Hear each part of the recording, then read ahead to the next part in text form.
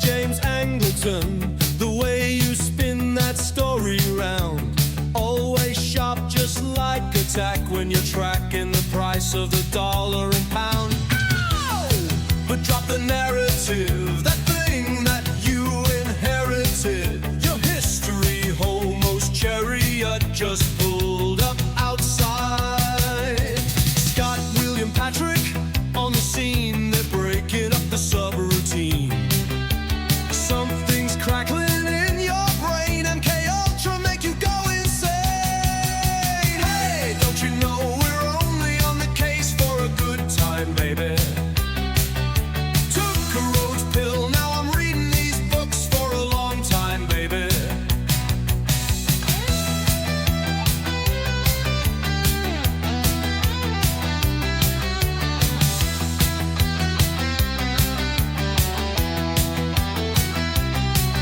Honey pots and psyop traps, you can trust the plan until you snap. Slop conspiracy everywhere. History homos clear the air. Close your eyes, what's truth or lie? Hiding in the space between. Reality's a tangled scene. Tune in, you'll know what I mean.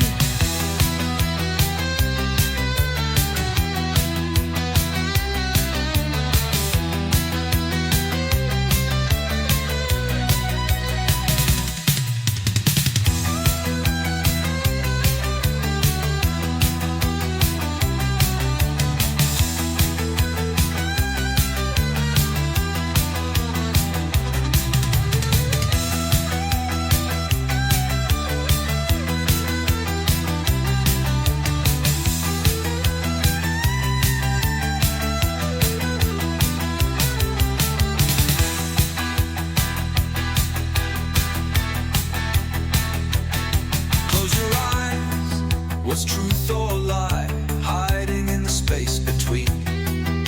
Reality's a tangled scene. Tune in, you'll know what I mean.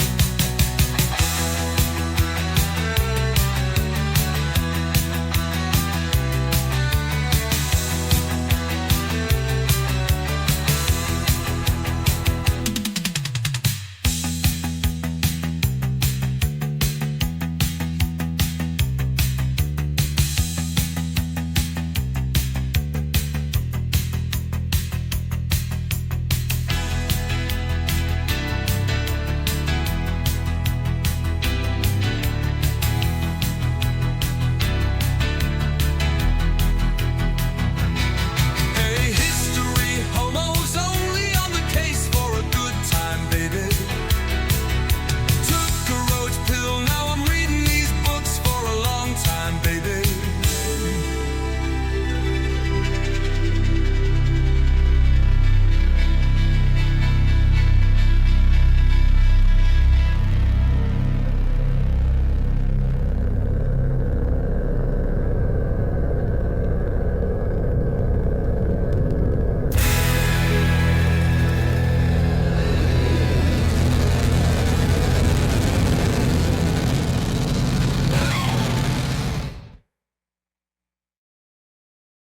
And we're live. Welcome back to the show. This week, Patrick and I are discussing, as referred to last week, we're doing an episode on the Whiskey Rebellion, a fascinating topic which was barely mentioned to me in my schooling, although it is frankly an earth-shatteringly important moment in American history. And yeah, I believe it's intentional that it's left sort of as a side in the sidelines, because it doesn't really reflect well on many of the founding fathers, in my opinion. Definitely a big mask off moment way too early on. Yeah, People who were still shaking from the cannon fire yeah, are now being told, "Can I see your stills?" right, yeah. Yeah. And also another thing is that I thought was really interesting that I didn't realize was the larger context in which it is important, is that really just the whole global politics of the time had a massive impact on the proceedings that actually occurred. And like it was definitely like it very much was almost a second Revolutionary War between Britain and America as well in some ways. And a lot of another thing is it's also like an interesting study in how like a bad series of coincidences can lead to some really nasty shit happening. You Hmm. know what I mean? Hmm. Um, All it takes is and one dickhead, one overzealous and dickhead. we got one in this Yeah, story. Yeah, we got a couple, and got a they're all few of them. Yeah. right where they need to be. And yeah, that's all it takes is somebody who is more than happy and excited to carry out the dictates of, these And men. in the other direction, there's people who have nothing left to lose in this world, who feel like, oh, there's a moment of imminent violence in which I could perhaps, first of all, let off some primordial rage, but also perhaps get something. Not to jump ahead here, but there was a story about they were going to loot Pittsburgh. I know this is a little teaser for later on, but um, the one of the rioters was potential rioters, I should say, was saying like I have a lousy hat on my head now, but I suspect I'll have a better one by the end of the day. So another thing, so that speaks to the nature again, harkening back to our last week's episode, the Albion Seed conclusion, where we talked about the backcountry borderer folk. That again, it also speaks to their sort of culture around openness to violence, I guess, and also a radical egalitarianism where there's not much distance between um rich and poor, so far as the rich can all are not invulnerable to the poor. If it bleeds, we can kill it. Yeah, true. Yes. Yeah, no, these are people who are very familiar and have internalized the truth that everybody, you stick somebody with something sharp, they pop like a balloon. Yeah. And then they eventually don't make any noise, and then you go to bed. And Maybe these you get some of people, their stuff. yeah, you get some of their stuff, and this is what their fathers grew up with during the English, grandfathers, uh, Yeah. on and on and on. This has just been the lay of the land for so long, and now the aristocracy, the elite, the fellas. The Um, usual suspects, might I add. they're now, despite being a few hundred miles away, they're still closer than they've ever been, actually. Yeah. I'm so true. Yeah. So okay, let's set the stage a little more specifically. I do not condone violence So we're in any talking about way against obvious anybody. naturally. No, I have a fairly nuanced take on the whole thing. Not take, it's not even a take. I'm just going to report faithfully what happened. And I actually Is want to shouts out to the author of this book, by the way, Thomas P. Slaughter. This is a fucking phenomenal book. If you're looking for Thank a you, sir. solid history book about this topic, look no further. It's just Mhm. um it's so history homos coded, I would say. It's got like so much of our prior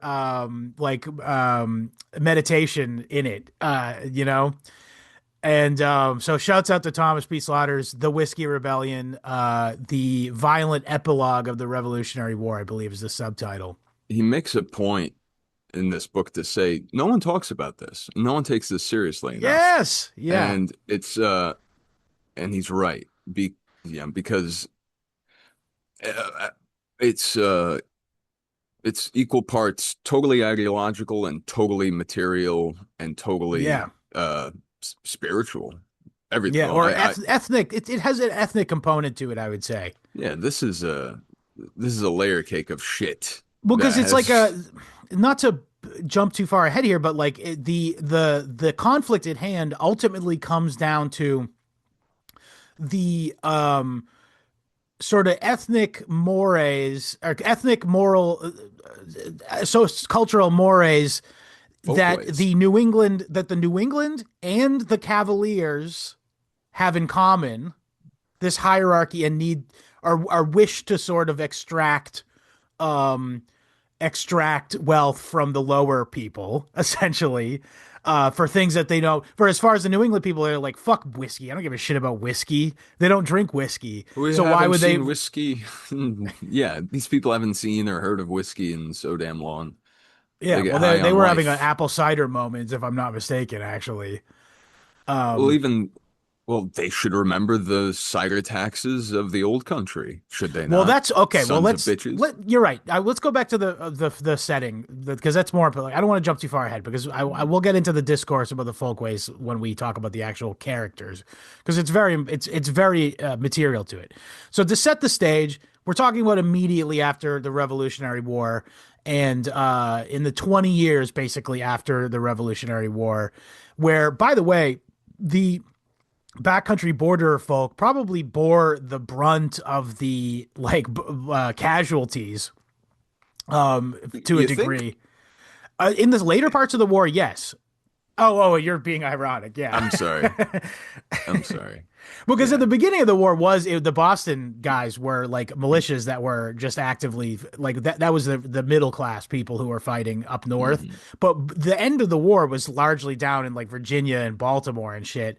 And that would be the poorest of the poor being brought Mhm. to the front and all that stuff. So they bore the brunt of this. And it's worth mentioning too is that now that they returned to their homesteads back in the West Country, the back country of these colonies, they now bore the brunt of the Indian depravities. And this book Yeah. does not flinch from describing how brutal these guys were.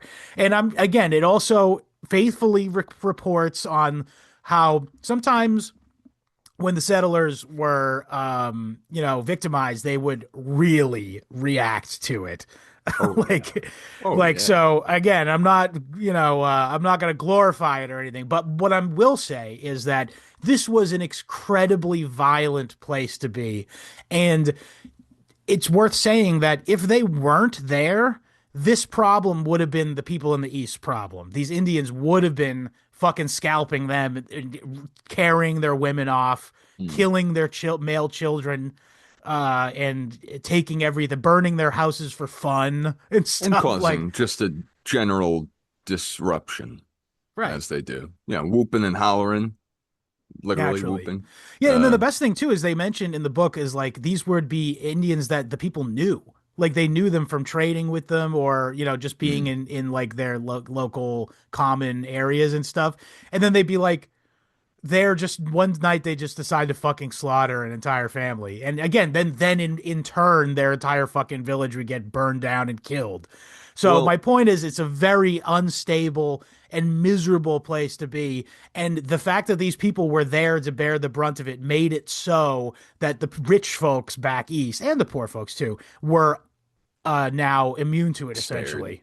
They're spared this. Yeah, exactly. Um, Not to gloss over the fact that so much of this violence and this reciprocation, it came from like bullshit deals struck up, between, 3 degrees of separation. Right. Um, like the natives that these people have been dealing with, trading for however long, 100 years, give or take. amicably enough, Yeah. and then all of a sudden something snaps. It's probably because they made a deal with some other guys that said that they have Wouldn't dominion go over any you further. and that Right. nothing's going to happen. Then something did happen, and now it's just, you guys didn't get the memo, but it's all out war.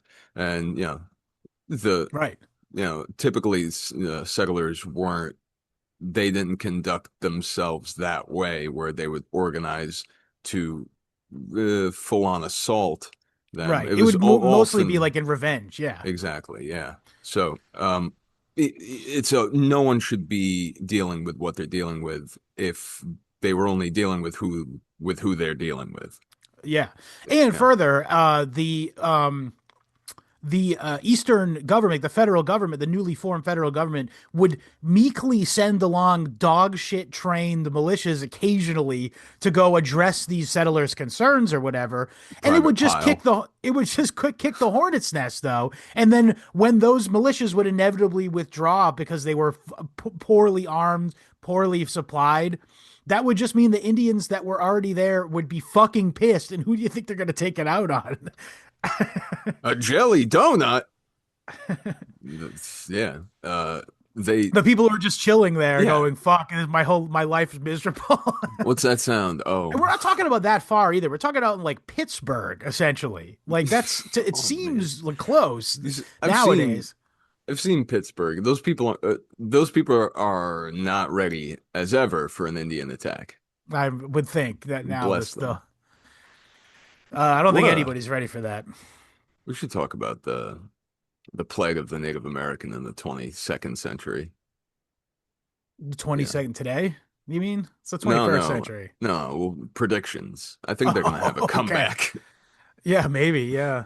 Um, the But anyway, skim. so another thing was that the part of these agreements, the agreements that we were talking about that you were just mentioning, some of them were like the Indians. Some of the Indians had converted to Christianity. They called them Moravians, by the way.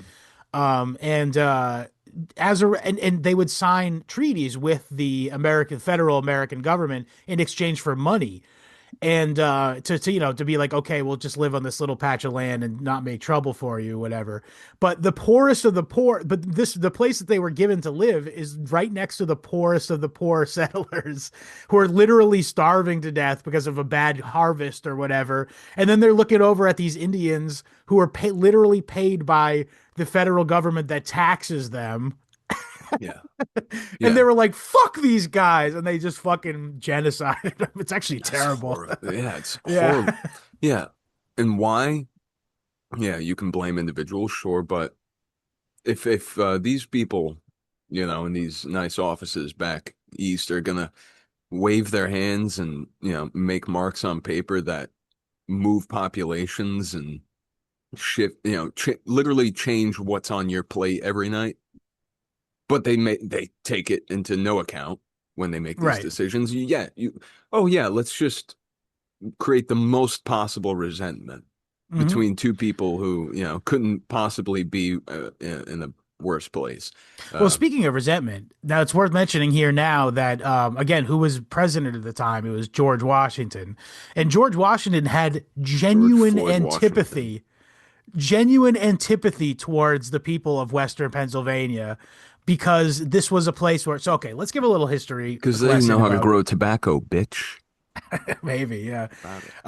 So let's give a little mini history lesson about George Washington's family there. So he was the second son of a second son. Mm-mm. Mm-mm. He was the second son of a second son.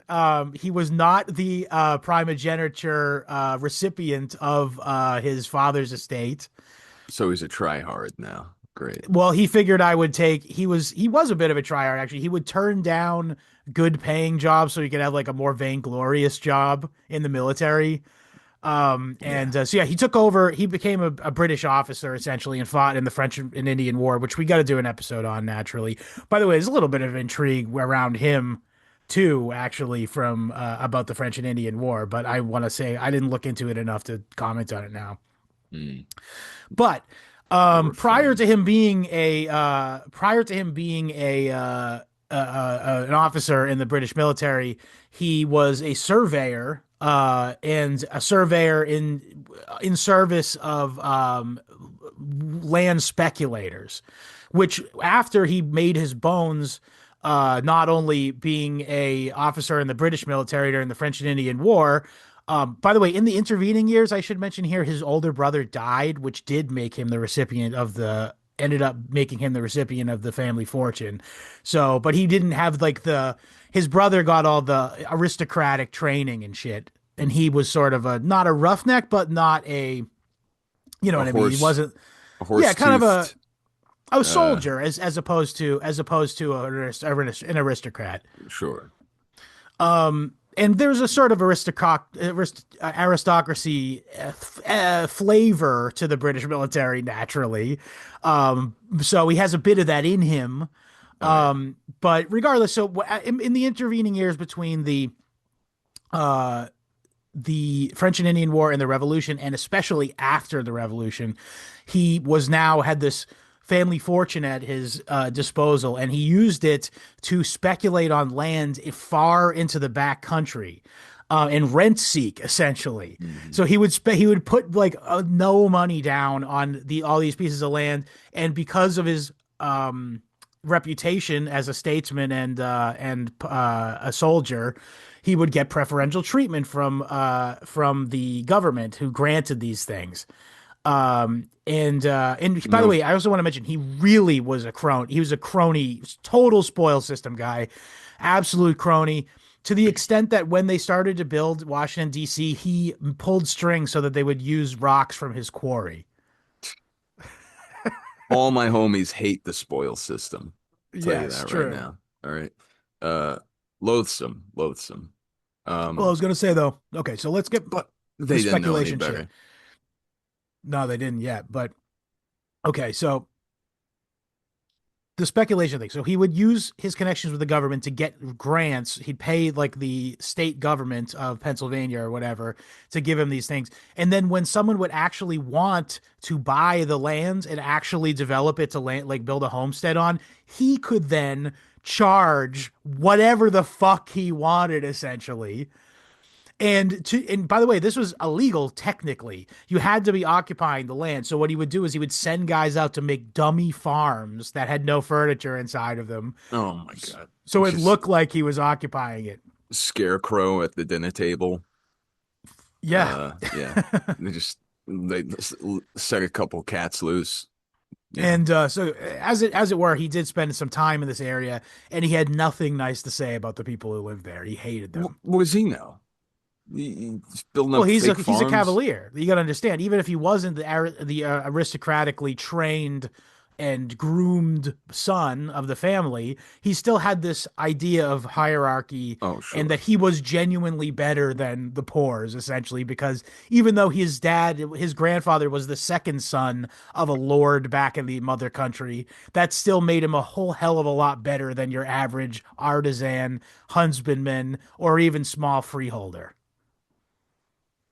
You got to serve somebody, George. Uh, Mammon. where'd you get that apron? Cute. Yeah, Go, true, actually. go bake me a cake. Well, we'll maybe do another episode too because Fritter. his I've Romanized Visigoth put me on this guy Chaim Solomon, who apparently was George Washington's fiscal benefactor, and Oh, yeah, and was a big financer of the Revolutionary War. So just right from the beginning, man. Not to mention Hamilton, who will come into play later. Hamilton, oh my God. So it's worth mentioning during this entire time that Washington is spending all of his fucking waking hours as president organizing land scams and like doing cronyism with his own quarry. Guess who's really running the country? Alexander fucking Hamilton, three parentheses necessary. oh no, Scott. I heard he's Caribbean. In a way, yeah. He's an island boy. It's Yeah, he is. yeah. And Little St. James, maybe an island boy. So Uh, okay, Alexander Hamilton, well known, culturally Jewish, fiscally. ethnically Anglo, but was bar mitzvahed and had attended shul, and was likely culturally Jewish. And during his entire legal professional career as a lawyer, spent his entire time essentially defending Jewish or Spanish and Portuguese Jewish smugglers. Essentially, was his way he made all of his money. Essentially, Me, um, Mr. Hamilton told me I could come in. yeah, He told me to that is a bring bit of what this. happened. But okay, so this is all important. I know this sounds like I'm going. I'm like fucking Pepe Sylvia right now with all these different things across the board. All this stuff matters. Yeah, fun. Yeah, it So does. Hamilton now, that's his background and his career. Now he's basically in charge of America. And one of the main things that he and the other Federalists, and I'm ashamed to say that Massachusetts faction of the government were in favor of this We weren't there. largely. We weren't there to stop it. Yeah, well, so there's the assumption of debts was what the piece of legislature that Hamilton had was sort of the father of. And we discussed this a little bit in the City State of Boston episode, because it led to the Shays Rebellion, which we will Mhm. also do an episode on in the near future, I think. So the assumption of debts was the at the time of the revolution, America was deeply indebted to several creditors. One of them was Haym Solomon, it turns out, but also there was a lot of people in the government who, like George Washington, who had immense debts to British banks, English banks. Which who do you think runs those, by the way? Um, Hmm. but regardless, Hamilton said no. So okay, people like James Madison, notably, and also Samuel Adams and John Hancock and a bunch of people were all like, we should just say fuck you to them and we're not going to pay them because we're a new country. We don't owe that stuff. And also we just beat them in a war, suck our dicks, I essentially. like it. This is good. I agree. That's John good. Adams was also for this too. It's tough Actually, no, talk. John It's Adams good talk.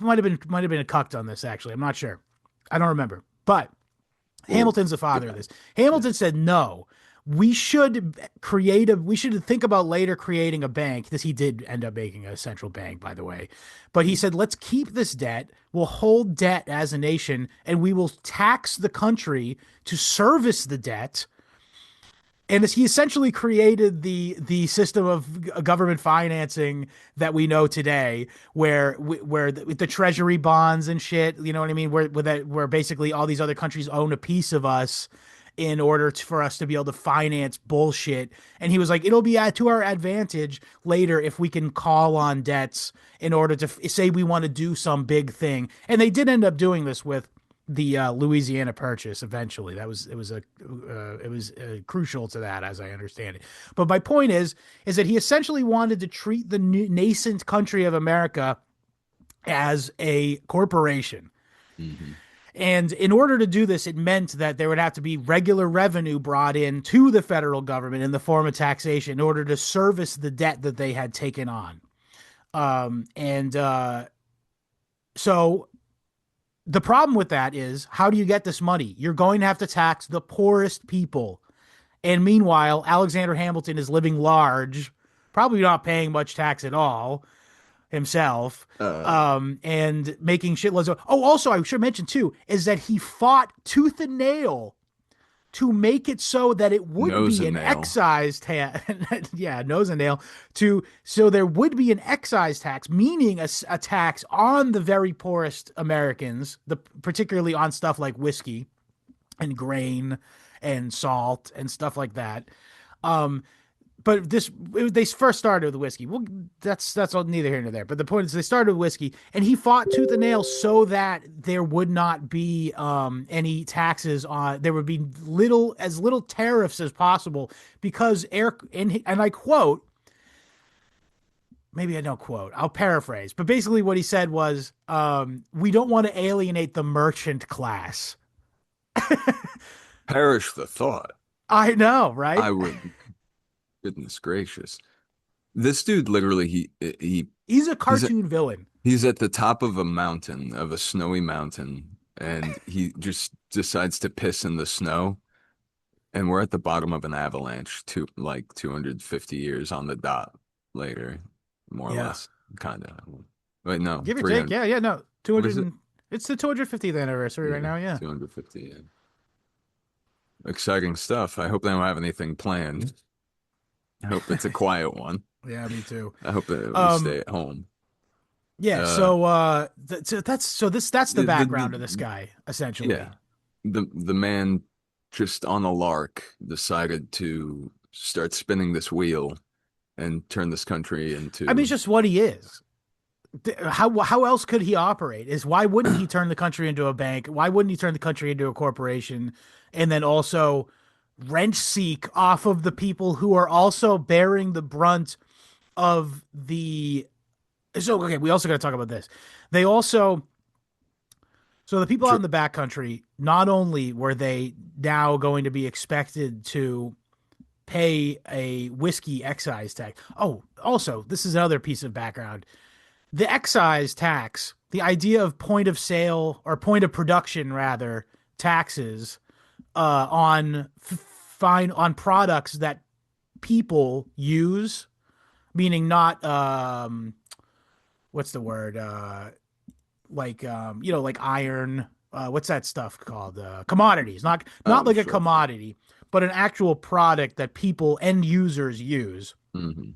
There was almost 250 years of English common law tradition that rejected this roundly. There was almost a war fought in England before before most of the colonization of America had taken place. So in the 1500s, there was almost a war over the Tories trying to implement a excise tax on, I don't even remember, it was like salt or something. Salt, yeah. I think they settled on salt. They were So going there was for like salt and tea. There was a tea tax and stuff. And let's also not talk about the fucking Stamp Acts, which is what yes. led to the Boston Massacre, and all that shit. Which was, so the whole country essentially rallied around round rejection to what they called an internal tax. So the way that, historically speaking, during the time of England that had a parliament at all, the way that the taxes were paid, generally speaking, was through tariffs, meaning Mhm. an import fee was charged as a commodity was brought into the country of England. And Mm. this But also finished goods as well as finished goods as commodities. well, Yeah. basically anything. So just what you'd think with a tariff, right? And that was essentially for years how the entire British government had financed itself, by and large. It would also take debt on, by the way, from the Rothschilds and shit. So that's Fair another play. conversation. But They're just doing a friend a favor. yeah. That's But it. Helping them regardless, out. so the British subjects were largely okay with that. So at some point in the 1700s, the Tories tried to implement a internal tax, as it was referred to, on stuff like salt, leather, tea, and stuff like that. And there was almost a fucking armed insurrection over it, but it ended up just being a political battle, thankfully. And but basically, the lesson learned was that English descendants of English people in both sides of the Atlantic Ocean roundly feel that a direct tax on a finished good is out of fucking control, like as a thing, and it's the definition of tyranny. And this really comes to head in the Stamp Act revolt, in the run up to the American Revolution. There's a fun, yeah, by the way, the way that they would act this out was they would burn effigies of politicians and the Queen, notably, as Can't well do that. as they would burn effigies of tax collectors. Mm. The actual guy, I mean, like the guy Yeah. who was made the tax collector. Yeah, I think we could probably pull. Ah, no, we won't pull up a name out of the dirty dust of history just to shame them some more. Yeah, but Ooh, Neville, oh, that guy's a scumbag. sorry, bud. Anyway, Gate. we'll get there Yeah, when we get there. yeah.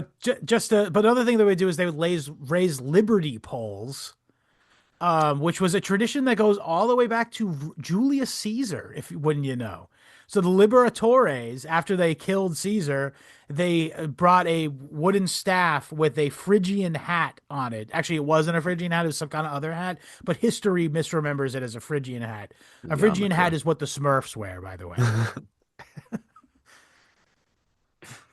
Okay. All right. Yeah, Smurfs were apparently the reason fascists. why, no, it's it was a slave hat. They'd wear it because Ah, they were because that denoted that you're a slave.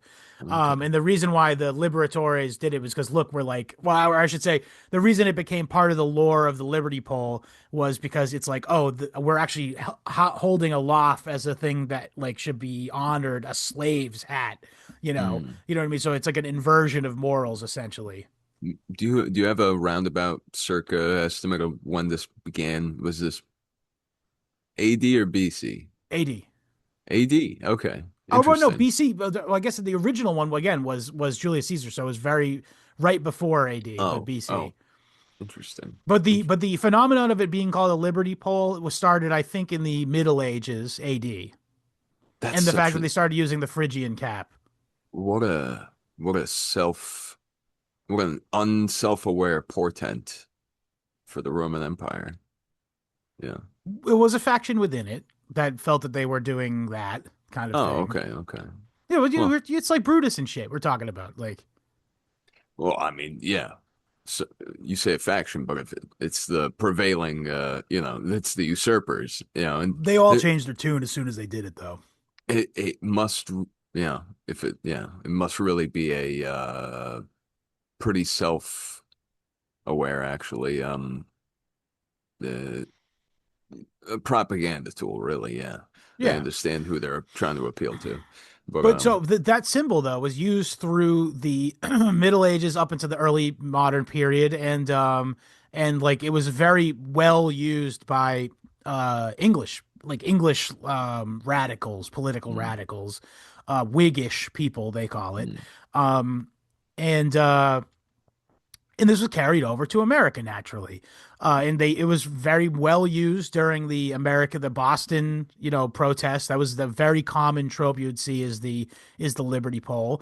It was mm. also very common in the during all over America during the American Revolution. Whenever like the rabble sort of got together to It's I very would imagine, by interesting. the way, to that we were just talking about last week, or this past week, I should say, on the bonus episode about the Gray Champion by Nathaniel Hawthorne. Check that episode out on historyhomospod.substack.com. Substack.com. But Here, I would Steph. imagine that is a fictionalized story of the 1689, if I'm not mistaken, uprising in Boston against the Dominion of New England. I would Mm, imagine it doesn't mention it in the story. However, I would imagine the real historical event would have featured a Liberty Pole. no kidding. Yeah, it Yeah. was that ubiquitous so that the reason why I'm bringing this up is because much of what Hamilton and to a lesser degree George Washington would point to as evidence of there needing to be military intervention against the whiskey rebels was that they were utilizing the symbols like a liberty pole of a revolution. So they're like, look, they're an open revolt like we were when we fought the British. So they use this as a sort of political argument for the use of federally sanctioned troops. Interesting. Yeah. Go But really, figure. it's just it's a cultural tradition. You know what I mean? It's like it's absurd to point to that as like as a justification to kill. Yeah, no, that's resisting arrest of the Yeah. 18th century. Look, Um. he was crying. He was resisting arrest. Anyway.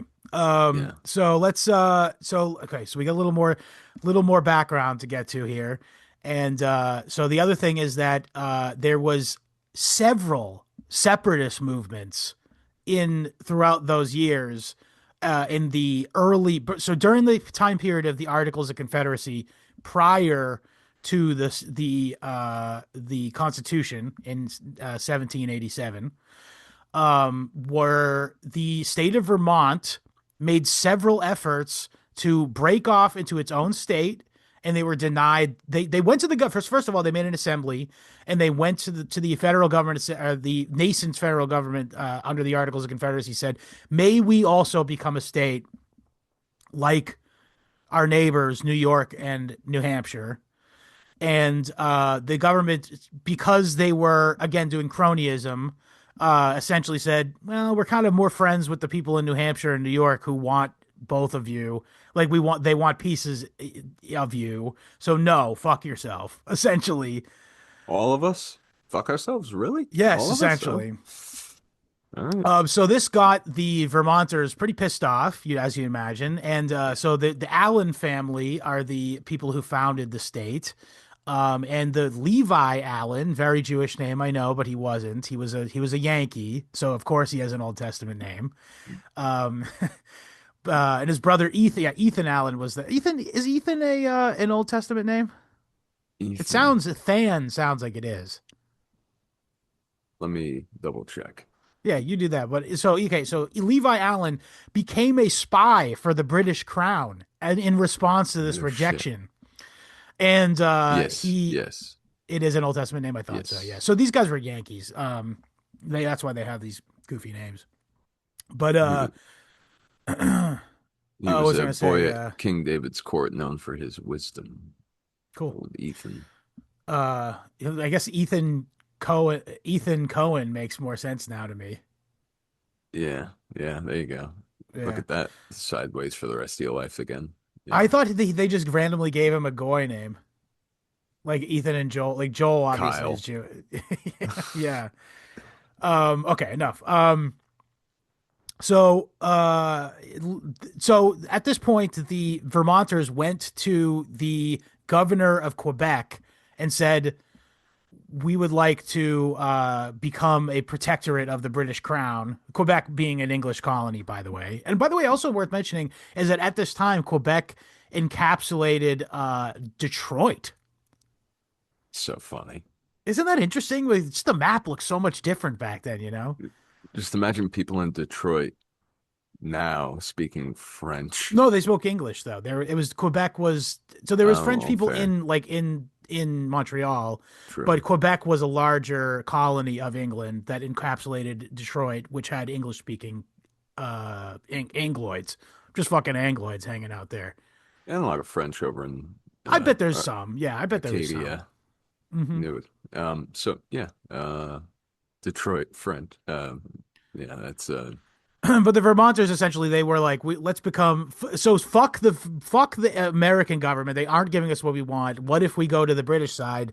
But intelligently, the federal government got its shit together and offered them statehood in 1787 and nipped that in the bud. Or intelligently, I don't know. I don't. That's the thing. I have a problem with this entire thing because again, I'm into multipolarity, and I actually think this entire keeping the union shit together is like was the primrose path to where we are today, for a number of reasons. The other thing was the state of Franklin was a country for a moment, if you recall. They became an nice. independent country. They declared independence from America, but they were persuaded eventually to incorporate into what would become part of Western Pennsylvania and what would become Kentucky. Huh. And go figure, Kentucky was one of those places that no tax man dare enter. Hmm. Yeah. Whatever it was called. So it's spans whatever But so whatever yeah, its current. the federal government was crafty, and they just at the right moment were able to give statehood to these places like Kentucky, and Tennessee as well. And because they were at the time, I even mentioned, I was about to get to this now, is that this is one of the hugest problems and causes of this entire thing was that New Orleans was owned by the Spanish, and Louisiana in general was owned by the Spanish. And to that extent, to that end, the navigation of the Mississippi River was solely for the Spanish. They did not let Angloid, American or otherwise, settlers or ships, traders, utilize the Mississippi River to get to the Gulf of Mexico. And Yeah, this they must was, have called it the lazy river. yeah, because they're sleepy, I know. Yeah.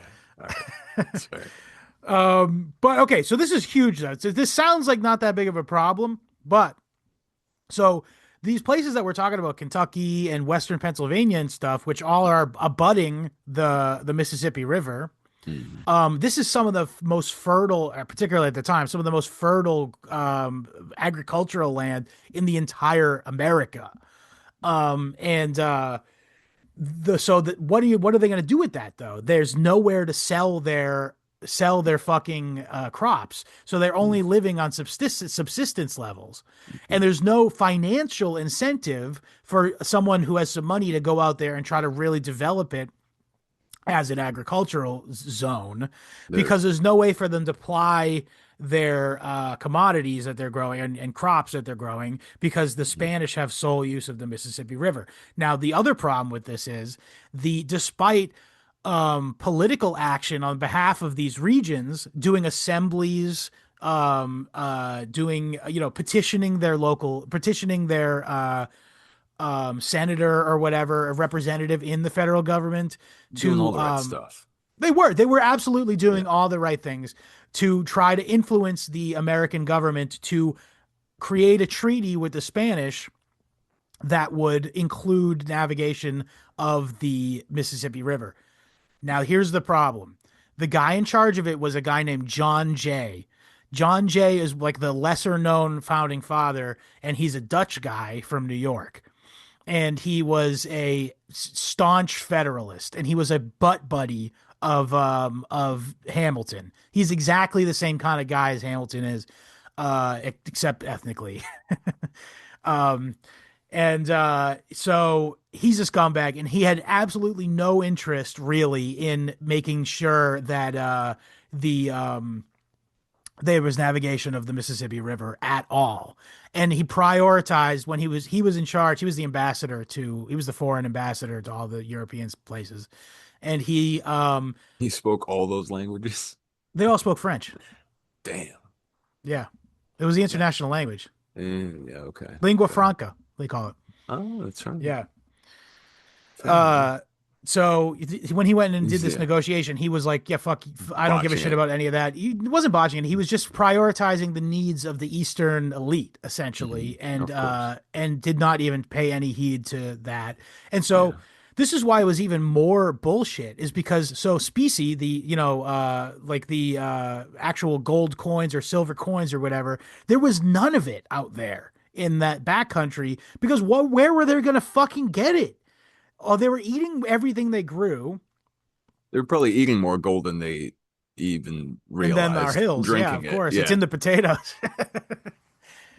But my point though is like, they're literally hand to mouth with everything they're growing and producing. Essentially, now they're supposed to pay tax in gold. Are you fucking crazy? Sir, this is a Wendy's. I don't know what We you're don't deal in asking me. gold here. We deal Yeah. in chicken sandwiches. I'll give you 30 chicken sandwiches hot off the press. But yeah, we got no So the absolute fucking medals. depravity Oh yeah. of one hand going, you can't have gold, and the other hand and going, give me gold, or we're gonna fucking throw you in jail. Holy shit. It is cartoonish, but Hamilton is a cartoon villain. this is oh man. Was this in the play? Did they rap I about hope this? it should be. It fucking Yeah. should be. Yeah. It's a very hip hop ethic you can't have gold, give me gold. Yeah. It's fun. It's absolutely nuts. And so again, the problem with this is that the Northerners, Yeah. like the Yankees, Yes. who normally are like, fuck the government, fuck the central authority, we want to run our own stuff. They don't give a fuck. For once, they're now saying, you're kind of falling on deaf ears right now, because they don't give a shit about whiskey. They don't drink whiskey. Yeah, the only thing they drink is what their friends bring them from France. It's like they're not drinking anything that's made here, but it's not. I think that I'm not the elites. I'm saying like your average yeoman farmer bro in Oh, New sure. England. No, they got They cider just don't. They going. just don't give a fuck. Like, you know what I mean? It's Yeah. not a motivating principle. It's not a motivating political cause for them. Mm. And likewise, the Delaware Quakers, they don't drink at Mhm. all. Why do they give a shit Exactly. about it? So there's Yeah. and again, also they're in Pennsylvania, by the way, so they on some level probably would benefit from the tax, you know. And but it's worth mentioning that the fucking headquarters of the government was in Pennsylvania at this time, in Philadelphia at this time. Oh, It was yes, the it was. capital. Yes, indeed. Um, so there's absolutely no one is paying Nobody's any mind. advocating for these people. There's absolutely no attention being paid to this very volatile variable. Yeah. Like Group of people, yeah. it's the last group of people that you need getting activated. And Yes. yet, yeah, what are you doing? Um, just goes to show they really took for granted that this whole, thing would just take. Yeah. Well, Shays' rebellion was easily quashed. Mhm. They hired some mercenaries, and basically the Shayites, I think they're called, basically didn't want to lose their families. You know, they wouldn't want to die in a fucking fight and not Be have their farms at all anymore. You know? yeah, because they're there for the right reason. They're there for their Yeah, families. They're not there to, we got just to do an episode on that. I almost regret doing this one first, but because of chronology, but it's fine. history's regret. Um, yeah, so uh So George Washington is probably feeling pretty good about himself, being like, yeah. And also, by the way, it can't be understated the antipathy this guy has for these people. exactly. Yeah, no. He can he has his journals. We have his journals, and he's literally writing "fuck these people." Like I hate them. Can we They're pull some quotes? animals. Like, Do you have any quotes from his journal? I I don't gotta at hand, but if you want to look look through at. the screenshots I sent you, by the way, I Oh sent you so yes. many screenshots There just fuming about George Washington. And then I got to the part where it's talking about Hamilton, and I said to myself, I can't just screenshot every time he does something. I have to just wait and talk about you it on the episode.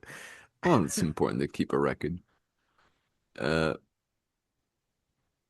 was this about him being one of the largest absentee landlords the Western I don't know that I country ended up knew during screenshotting his anything. day? Yeah, that is very funny, huh? I love that he's one of the largest absentee landlords of his day. Yeah, that's so funny. Um, The yeah, president's so private experiences influenced his public decisions about how to handle anti-excise unrest. I'm about to give you a little trouble on my private account. The president informed a political appointee. yeah. Uh, This is so yeah, yeah, but that's another thing. So I mentioned the spoil system. Like every guy that he was having doing his business stuff was a guy that he was making them do it because he had appointed them in some like court thing. Like he had given them a judgeship. Specifically, oh, that guy who was the president of Franklin. So remember the state of Franklin, it broke off briefly hmm yeah. from America. And the guy who was the president of Franklin, George Washington personally went to him and said, "Hey, would you put this to bed and become a state and become part of the state if I just make you a federal judge?" And the guy was like, "All right."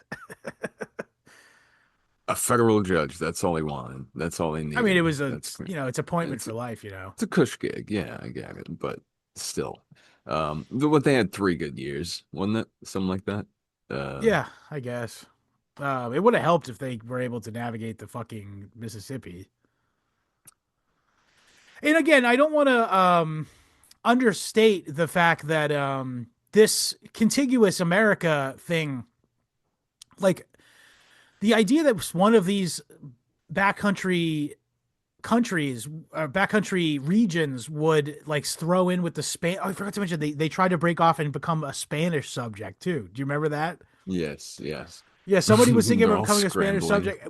But the thing was, these guys were Protestants, but they were so anti like a central authority from America that they were like, I'll become a subject of a Catholic monarch. Who gives a A pope, shit? whatever. Yeah. Sure, I'll take it.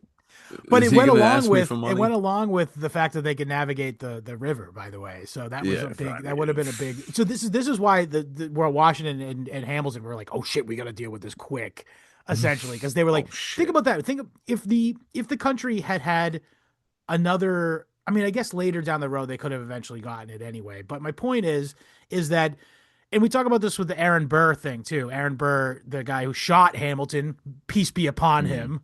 He Inshallah. he he was trying to leave America and filibuster in what is now Louisiana and create his own country where he would become king. And Thomas Jefferson, Mr. fucking libertarian, supposedly broke every single one of his principles to essentially ruin that. Partially because he had personal beef with specifically Aaron Burr, which is the lamest shit. These Yeah, guys all suck so hard. I had no mhm. idea growing up, or even in my 20s. Like when I like thought Thomas Jefferson was kind of cool in my 20s, and I was like, listen, I can look over the slave kids thing. Like if he keeps saying base shit like the tree of liberty should be watered with the blood of tyrants and patriots from time to time. But turns out he was saying that in reaction to the Shays Rebellion and saying, I'm Exactly. glad they got destroyed. So he's cringe. He's cringe. Thomas Jefferson is full on cringe, and he was extra cringe when he threw the book at Aaron Burr for trying to start another American country. Which Mm. again, I've said this before, and I'll say it again. The presence of multiple European countries on the continent of America would have obviated the necessity of the Civil War. There would be no precedent for the Union to be the only unit on the continent. Ergo, there would be no political will nor precedent with which to adjudicate the Civil War on the South for breaking off. Further, if there were multiple nations on America, there would be no unified American response to World War One, nor two, and the world would be completely different in a good way, I think. Since because when did central authority for such a large amount of land result in a good thing ever? Yeah, sure. I Maybe the absolutely. Mongols for them. I mean, I mean, yeah, it's always great for whoever is on the horse as opposed to who's, looking at the underside of it. But so um, I'm motivated by this idea that the idea that if there were let's just I know this is not the way the story goes, and we'll talk about the actual chronology of what happens because I know we're getting a lot of preface here, but the actual events that encapsulate the Whiskey Rebellion are very brief. It's 4 or 5 days, or a couple yeah, months really. But it speaks to the in a fantasy alternate history world in which the whiskey rebels were successful in breaking off and becoming an independent nation within the American continent and somehow magically negotiating with the Spanish for navigation of the Mississippi, this would change the face of history so massively in again what I think would be a massively positive way. Mhm. Um, the fact that it all came down to the most vanity of vanities, yeah. just personal And just quip. greed on Yeah. the part on behalf of George Washington, Hamilton, and assorted others, Mm. essentially.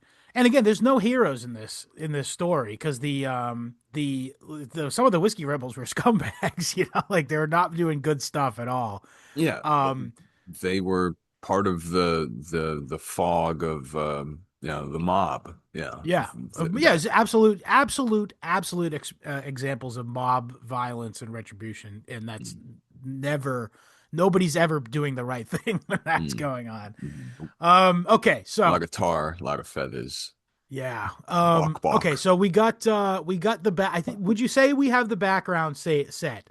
Um, I mean, we can't over. Can we ever overstate just how much Washington procrastinated and put this off Yes, that's true. as He was something hoping that that it would just sort of sort itself out.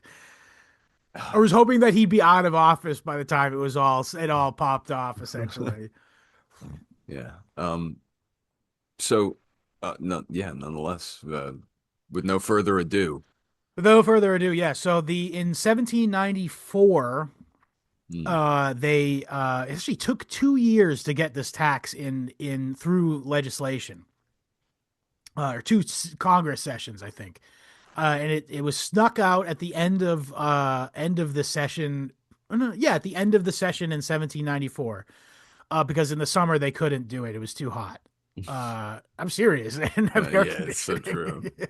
Isn't yeah, and also another thing was that this is like a sort of like piece of trivia, but they had to close session early maybe the year before because they had that yellow fever epidemic.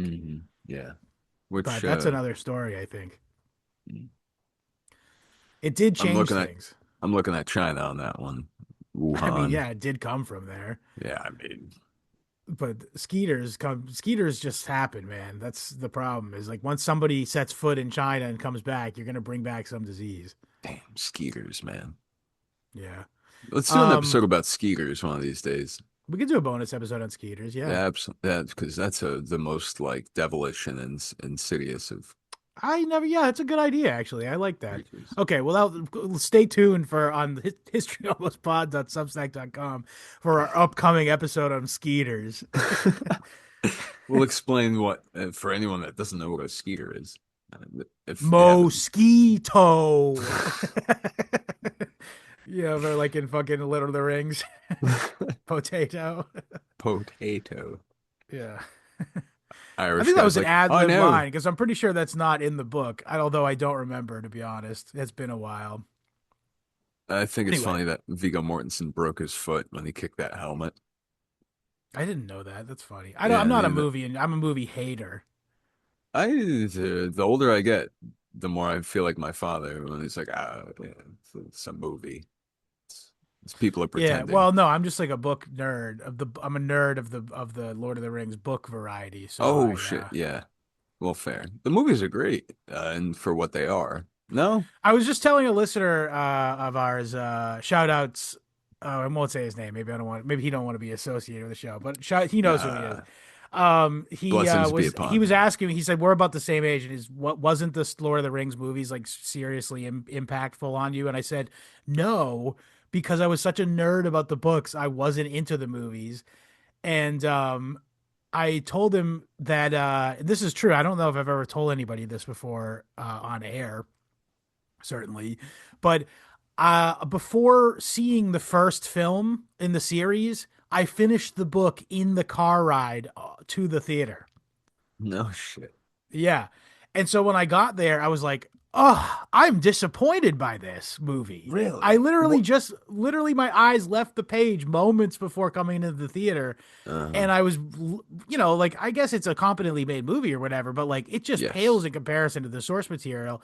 And I did also finish the next book before the next film came out. And I was even more disappointed by Two Towers Listen. after having read the book, to the extent that to this day, I've never seen Return of the King, the film.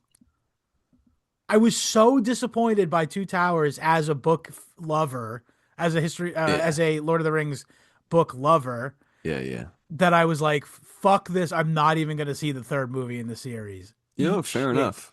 Fair enough. If listen, if you got two galaxy-brained imaginations coming together, such as Tolkien and you know a lot of his readership, yourself included, then yeah, the movies are gonna not hit it. Plus, also they'll excise That was parts my that big complaint as a kid. And maybe I didn't understand at the time as a literal 11-year-old when I went to go see the I first must have been movie. 5, so I'm coming at it from a totally different. They were Yeah, I was amazing 11 to years me. old when the first movie came out, and I had just finished the book. And I may again, maybe I didn't understand at the time, but I didn't. I was like, "What do you mean they didn't include everything that happened in the book?" Like, What do you mean? It's only three, however hours long. I don't yeah, know, whatever. but. But anyway, sorry for that fucking a complete non sequitur about Lord of the It's Rings. important. It's important because, frankly, movies suck, and reading a good book and knowing how to recite it back to people in a way is endlessly more entertaining and fruitful, and compared to most movies. So, uh, yeah, better off. I don't know. Well, yeah, Lord of the Rings is like in the zeitgeist again because it's the 25th anniversary or whatever, 20th anniversary or whatever. Who gives a shit? It's Oh, about whatever. it's, it's about to Okay, be so some let's move other on. Let's talk about the anniversary. chronology of the Whiskey Rebellion. So yeah, again, 1794, they passed this law, and uh, maybe it's actually 79. It doesn't matter. It doesn't fucking matter. The point is that all of the states that are affected most peaceably start democratic societies and citizens' assemblies with which they draft legal like sort of petitions, essentially, for lack of a better word, to submit to Congress to say, we don't feel that this is just. We're basing this off of English common law and previously held American law rulings, and we don't want to submit to this. And oh, I forgot to mention Oh, too, is that part of the entire legal tradition of this, the legal argument against the our excise tax, is that the tax collector essentially is deputized to enter people's domiciles and or places of business with which to search and find out the capacity of the, in this case, whiskey stills, mhm. and then determine what the tax would be. And going all the way back to the 1600s, the English common law argument against this would be that this makes a tax collector all powerful because he can then go, they would constantly say, if the guy likes the look of your wife, he can just tell you, oh, a gazillion, million, trillion, billion pounds. And then, yeah, Yeah, make, what I'm saying here. yeah, certainly. And and then the other argument would be the only way to enforce this would be to have a standing army.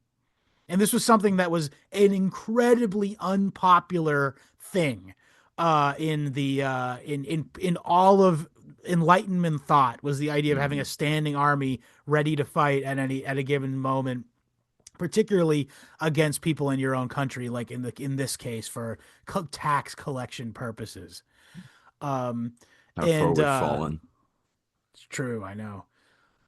So There's also, the fact that, uh, I mean, it's- these these tax collectors, they can, where's that Fourth Amendment that, these people we've assembled and we've petitioned and we're basing this off of the one copy of the Constitution that you guys sent us, 2 years ago. right, Um, there's something in there about unlawful search and seizure. right. Um, I Well, I think guess the key word there is unlawful. And they exactly. passed this law, the Excise Act of 1793 or whatever. Um, so they go, well, that's lawful. Then we can do it. Well, I mean, uh, oof. It's rotten, isn't Let's it? not. I don't want to get into the weeds, but I mean, So basically, that they did all the right things, and they were very much in a legal and orderly manner. And by the way, it's worth mentioning here is that, broadly speaking, even the air quotes elites of the backcountry were against this politically. Like, even if they mm, weren't to be affected by it in a fiscal manner, mm, uh, they were against it in a political sense because of the folkways of the mhm, backcountry type. It's also worth mentioning that large producers of whiskey were for the tax because they understood the idea of it was what's the written word?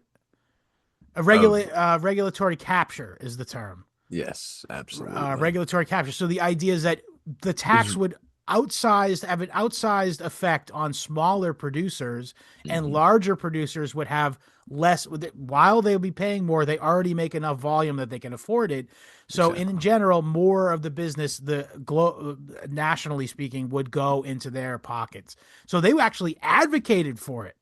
I do believe that it was written right before you said regulatory capture. Hamilton wrote it into there where, Yes, it's going to be 9 cents per whatever, but if you how was it if you distributed it this way or that way? it would be like taxed at the end sale or something. Yeah. Yeah, you save 3 cents on the Yeah, gallon. it was bullshit. It was cronyism and it was bullshit. Yeah. And further, the it also benefited Because again, there was not Hamilton was allergic to tariffs because of his all of his friends were fucking were merchants and Overseas. fucking and smugglers. Yeah. Um, he was allergic to the tariffs, so therefore those guys were now happy because they're like, ooh, that means people are going to be more incentivized to buy my whiskey that I brought in from, say, the or rum or something that I brought in from the Caribbean. Yeah. So it's really greaseball shit, Yeah. honestly. Yeah. It was between the Wops and it was No, between the I think it was between the fucking Hymies and the Angloites. a mess. You never get And between the skim and the schnoz. Um, George Washington, by the way, I keep thinking of the Repo Man scene where he's like, laying back. John Wayne was a fag. George Washington was a Shabbos goy. Yeah, he was. Yeah, literally though. Georgie, Um, Porgy, run on out into the wood and plant me a flag. It's for the yeah. bank. Yeah, great.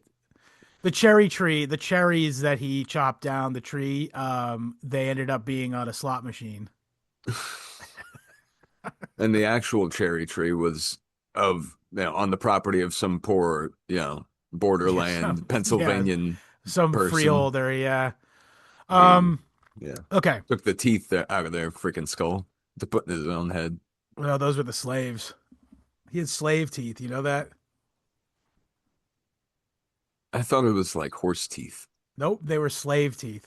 Nice. All right. Yeah. Well, I mean, yeah, yeah. At least you can It's make him disgusting. Why would you want those teeth in your head? because you You're can fucking make him. nasty. You know why? Because it's easier to make a slave floss than make yourself floss. So he'll So have better true. teeth, and you can True. take the. Well, they used to check their teeth and to see what kind of health they had. What are we talking about here? Exactly. I know. I wouldn't have. I wouldn't have made it. No, me neither. Yeah, um, they got yeah. messed So, up. okay. Way So back. the Mingo Creek Militia was a organization of guys who got together essentially throughout the entire border country, and they were a loose association of guys who would fight Indians essentially when there was redress needed. Just on the Um, weekends, right. Oh, there's also this guy named barbecues. McFarlane was the head of it. This guy named Yes, McFarlane was the head of it. A lot of Irish or Scots Irish names involved in this story, by the way. they don't know what else to do. Yeah, true. Fight. Yeah, exactly. So Give the them other back thing the was, rock. I'm sorry to interrupt you, Scott, but just give them back the rock that. Do you think all this violence might have been avoided if oh, England the just Stone gave of them back? Scone, the Yes, Stone of Scone exactly. or whatever. Yeah. Yeah. They should have just gave that back. These people were chilled right the hell out. Made Yeah, maybe. sweaters. They'd have been half Dutch. I'm sorry. I Yeah, don't mean maybe. to. I don't mean to. That's a fun Google for anyone who isn't familiar with that. Look up what the Stone of Scone is. Yeah. Yeah, and it's Um, it's not a stale biscuit either. it's not. No. But anyway, so okay, so there's one other guy whose name I'm forgetting here, and maybe you can remember it, or maybe you could Google it. But Hmm. the guy who was put in charge of the garrison at Pittsburgh by Washington, and they built up quite an army, essentially a militia, essentially, with which to, in case of Indian incursion into the Pittsburgh Lennox area. Holcroft. No, Lennox was the guy who Um, came to deliver who came to deliver the yeah. warrants. We'll get to him in a minute. George Lennox, if I'm not mistaken. Whatever, it doesn't matter. We'll talk about that if that guy's name specifically comes up. It's whatever. But okay, so McFarland was the head of the Mingo Creek militia, and this guy named John Neville was a brigadier general in the Continental Army. He was a winter soldier at Ticonderoga, so he's not like a complete pussy. Hmm. But he was a fucking pantyhose wearing wig guy. Um, and he was a butt buddy of Washington's, and he was sent essentially not sent. I think he consciously chose to settle in the back country of Pennsylvania. I don't remember what town, but he had a farm. He had a homestead called like Boone's Hill or something, right? Was it Boone's Yes. Hill? Yeah, I think so. Booze Hill. Whatever. Yeah, so it was like a palatial estate, like almost like a compound. He had a shitload of slaves. And he was the richest guy in this area that was entirely surrounded by poor white trash. He's And I like say that Scrooge as a McDuck. not as an insult. I Yeah, mean, they're better than him in my opinion. he's king of the Um, trailer park. Yeah. Essentially, yeah. And so he toyed with the idea. Oh no, he was the fucking tax collector. That's right. He was the excise collector, and he was sent there by Washington because he knew he was kind of a tough guy, essentially, to be the tax collector. And the people in town fucking hated him. Um, the best part was that when he first set up, he wanted to not have the office in his house because he knew it would get burned down. So Mm. he asked a local innkeeper if he could have an office inside of his inn, and the people in town burned his fucking inn down. Oh, that's tragic. It's That fucked sucks. up. It's That that guy had to sucks. move back. That guy who owned the inn, he had to move to Philadelphia. He never came back. Damn. That To sucked. be, He was against the excise. yeah, go figure. You probably didn't even know who the guy was. It's like this guy in a nice coat came in. You wouldn't believe it. Yeah. Well, the guy Um, was offering him money to do it. So it's like, this guy again, this is a offered time me. period where they had no money. They had no money. It was the They shiniest needed thing cash. you'd ever So seen. in order to Yeah. pay this tax, which they were going to inevitably have to pay, it's like, oh, the guy's offering me this money. Sure, I'll fucking take it. I need it. And ended up, oh, he almost died. They fucking tarred and feather him, Hmm. Uh, even though all he did was let a guy have an office in his house. he just did what an innkeeper does. Essentially, yeah. But anyway, so again, I also want to say that these guys were no angels in this story because there was I forgot to mention this during the Albion Sea conclusion about the back country border folks, but they had this sort of social ritual called hating out where everyone in town would agree that fuck that family, we'll all be shitty to them as much as possible until they move. So Which, I mean, it works. It's it worked does work. forever, but until it turns, the worm always turns in on True. itself. Well, it certainly Uh, did this time. So yeah. they basically initiated this social ritual, and they all signed sort of like a loyalty agreement in each town. Not every town, of course. This is, I'm speaking broadly here. But basically, they were like, we're going to agree as a community that we're going to socially ostracize anyone who becomes a tax collector. And this everyone agreed with, by the way. They were like, if the guy who is the tax collector is a piece of shit, and every walk of life agrees, fuck that guy. Now, where it gets controversial is the part of these agreements often would include a clause that anyone who agreed to pay the tax would also be socially ostracized. So, meaning you are Uh-huh. now put in as a whiskey distiller, you're put in an almost impossible position because either you have to say, fuck the federal government, I'm with the rebels, and I refuse to pay the tax, which I understand the trepidation around. I politically agree with saying fuck the tax, but I understand the very real life implications of what that means. You could get a summons to go to court, or maybe thrown in jail, or maybe the stories about your wife getting taken for the tax are true. We don't know. So I understand the hazard in that. Maybe you'll just go along with it and allow your still to be registered. That was the Do first step, by the way. do you render unto Caesar? Yeah, Exactly. Great biblical reference there, yeah. because exactly. I Do you mean, render under Caesar? Then the other option is if you do now decide to say, fuck it, I'll let them register my still.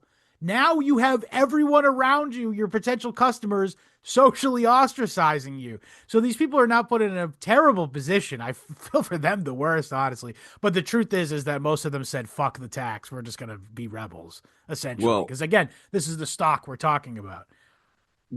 because they understand just well, they think they understand just how fickle these institutions are. Like Right. we, we had a king, now we have this dickhead, and we'll have another dickhead, new boss, on and That's on. actually the reality is, But I agree yeah, with you that is common wisdom, right? That yeah, would have been common wisdom to think like, oh, this fucking American bullshit, this American federal government, this is transitory. There's no way this lasts, cool, right? dude. This is Certainly, Pretoria. yeah, Pretoria, yeah. It's the Republic of Dave for my Fallout 3 OGs. There you go.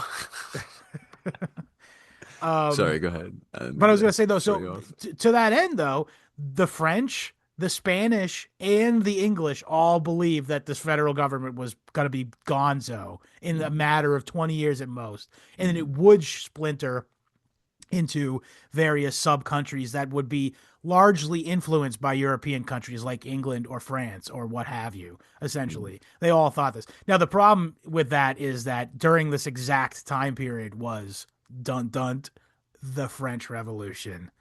And so that Never was heard of out the it. window. Yeah.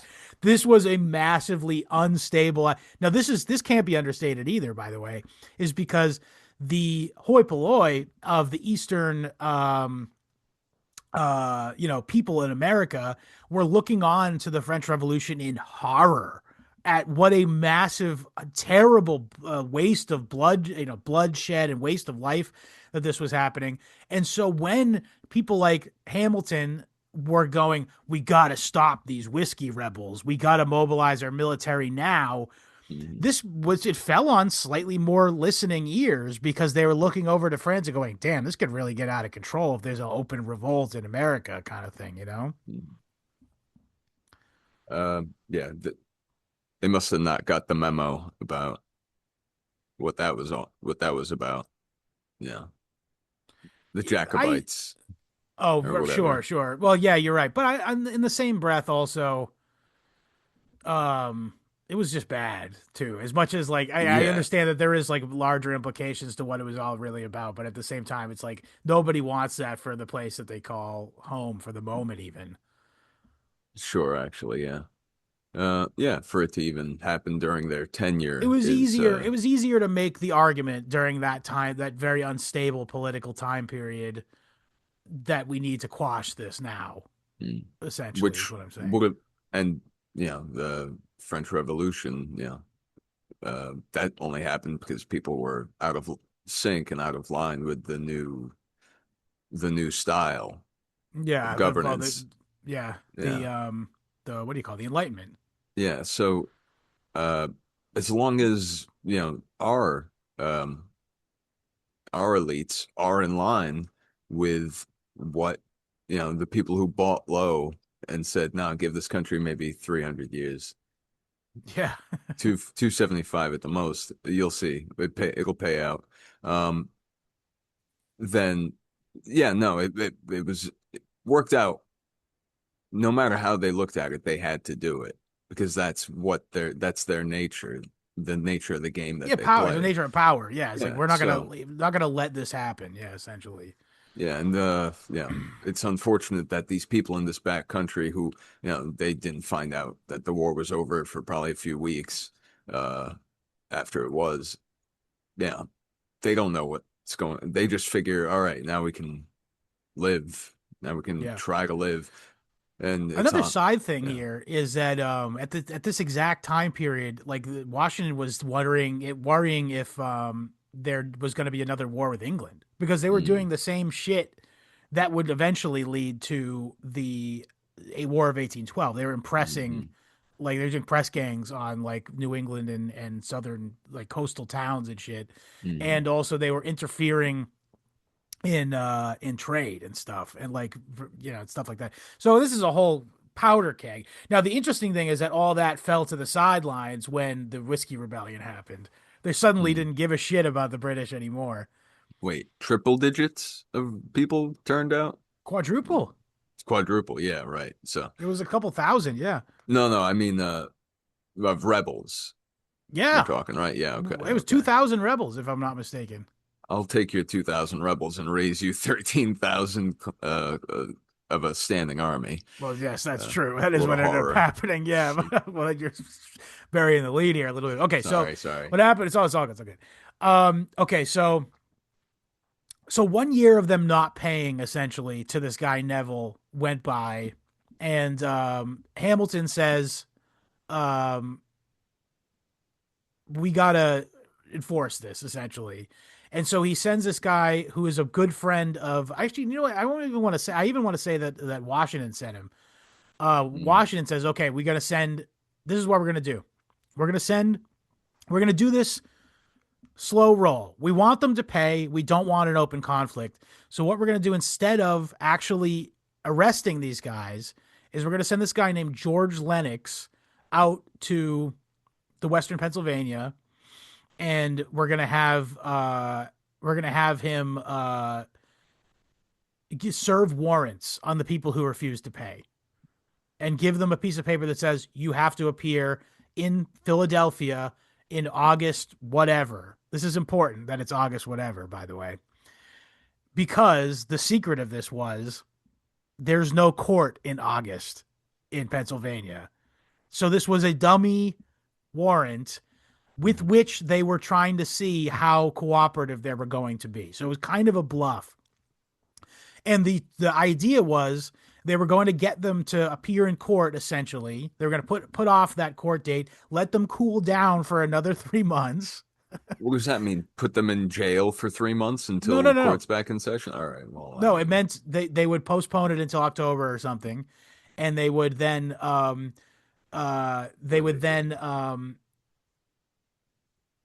them come in, and then they would. The idea was they were going to have them pardon them for not doing it on the condition that they start paying. That was their plan. Now the problem is, and again, there's rumor of conspiracy here. Some of the more conspiratorial minded people in the backcountry, I'm saying contemporarily speaking, were like, even if they're going to do that, they knew that we weren't ever going to pay, so they're trying to force a violent conflict. Exactly. I'm not so sure about that. However, there's no concession whatsoever. There's no attempt to, address what makes this an absolute quagmire of I'm sorry. No, it wasn't even to that. By the way, I'm sorry. It wasn't even that they would start paying, is that they would just register their stills. That was the plea deal they were going to give them. Okay, then. Well, that, but some prescient So that souls was a conciliatory effort on their part. So again, I'm actually for once not going to lean to the conspiratorial. I think they thought over the next 10 years they could get them to start paying. Exactly. Well, that's that's the conspiracy. By frog boiling them, essentially. Yeah, exactly. Yeah, it's all. I think in their defense, and I listen. I don't like defending Hamilton. They're stalling, yes, but I think they also thought within that 10-year time frame they could figure out the Mississippi thing. Yes. And then they would have money with which they could pay the fucking tax. So the problem is that actually not a problem. The fact is that they did within that 10-year time frame figure out the Mississippi thing. Yeah. And we'll get to that at the very end. But they didn't account for that war that would come up again around Naturally, 1812 yeah. and well, I think they all knew that was coming. Yeah, so but okay. Never the two. But just go. Yeah. So Neville gets Lennox gets sent to Western PA, and he's terrified of this because he has a Easterner's perspective on this, and he thinks that they're just going to lynch him when he shows up. Well, and these are reasonable people. Some of them are, yeah. So the problem is he decided to go stay with Neville, who is the tax collector, who they do hate. So if he had stayed and not done that, if he had just gone and stayed in an inn or something, they likely they would have been like seen that he just came to give them the warrants and left him alone. This is what the Slaughter speculates, I should say. Mm-hmm. Slaughter speculates that if he had just stayed in an inn and came by himself to each still and said, "Hey, I'm sorry about this. Don't shoot the messenger. I'm just here to serve you these papers. Don't worry. I'm going to explain the whole thing about, the plea deal and stuff." Because as I understand, he did plan to tell him all that stuff. Mhm. No, Um, there's certainly always people who, will, do that. They understand, especially the ones on the human face of uh these kinds of laws. Yeah, right. Well, yeah, see, the problem though is he was skittish and he was yeah. afraid of these people intrinsically. So he went directly into the arms of Neville, who the people hated, and because of this, the rumor then became Neville and this guy who's came from the courts are scooping up distillers and taking them back east. Oh Um, shit. yeah, so the rumor mill goes crazy immediately. Now the other Hey problem man, is the we day that saw you this talking to happened. Neville. What you up Well, no, he to? was going around with that. Neville was taking him around to these places, which was Damn. stupid as Yeah. fuck. Like, why This is would you do that? it's yeah, the guy doesn't really he's scared shit, but he doesn't understand he should be treating this like he's behind A enemy diplomatic lines, mission, yeah. but also, a diplomatic mission, but also in the sense that he is in danger if he does If not, he makes the wrong move, and he did. even optics wise. He seemed to have the right heart for it, but Right. So he goes around with Neville, and then because he's going around with Neville, the rumor mill starts, mm. and they're like they're scooping up distillers, and they're taking them back east, They're and turning them so into frogs. they're turning the distillers gay. Gay. So over 100 field hands, the very poorest of the entire county, um, they hear about this, and they're working in the fields, and they're shit faced because that's how you work there. You have to get shit faced to work like that. Well, it's worked forever. So they drop their implements and they pick up their guns and they go straight over to Neville's house. Or no, they don't. They actually confront the pair of them in person. Um, and they IRL. actually IRL, yeah, they actually have an Damn. IRL meetup, and They they pulled up. actually are sort of dismayed when they find out that they're not going around arresting. Wait, where's the cages and where's the Right. tunnels? Shit. They must have So they covered them actually up. are able to they're actually able to disperse the Yeah. crowd, thankfully. So crisis Mhm. averted, air quotes. Now the problem is on The this next very day. same no, the very same day, there was a meeting of the Mingo Creek militia, and they got wind of this story. Maybe it was the next day, actually. Now that I think you're right, actually, they got wind of this rumor that was going around, and they go, okay, well this Lennox guy, by the way, he. Oh, okay. Hang on. I'm sorry. I missed a crucial piece of information here. Was it I Brackenridge, by the way? Was it him? Brackenridge is the guy we're talking about. Yes, thank you for Okay, telling yeah. me. That was the guy Cool. who's stationed at Fort Pitt. Yeah, yeah. All right. Okay, so I'm sorry. I'm getting the chronology messed up here. I'm sorry. So the rabble shows up at on the road and meets Neville and Lennox, and they're saying, "We're gonna fucking kill you for taking away guys, essentially. Uh, Hmm. taking away all these people." And they're like, "We're not doing that. Chill out. I'm only giving people warrants." And so they allow him to leave if he hands over his documents. That is what happened. So they allow Jeez. Lennox to now leave the area. In fact, he goes back to Philadelphia unscathed. Actually, I think they did fuck with him a little. I think they kicked his ass.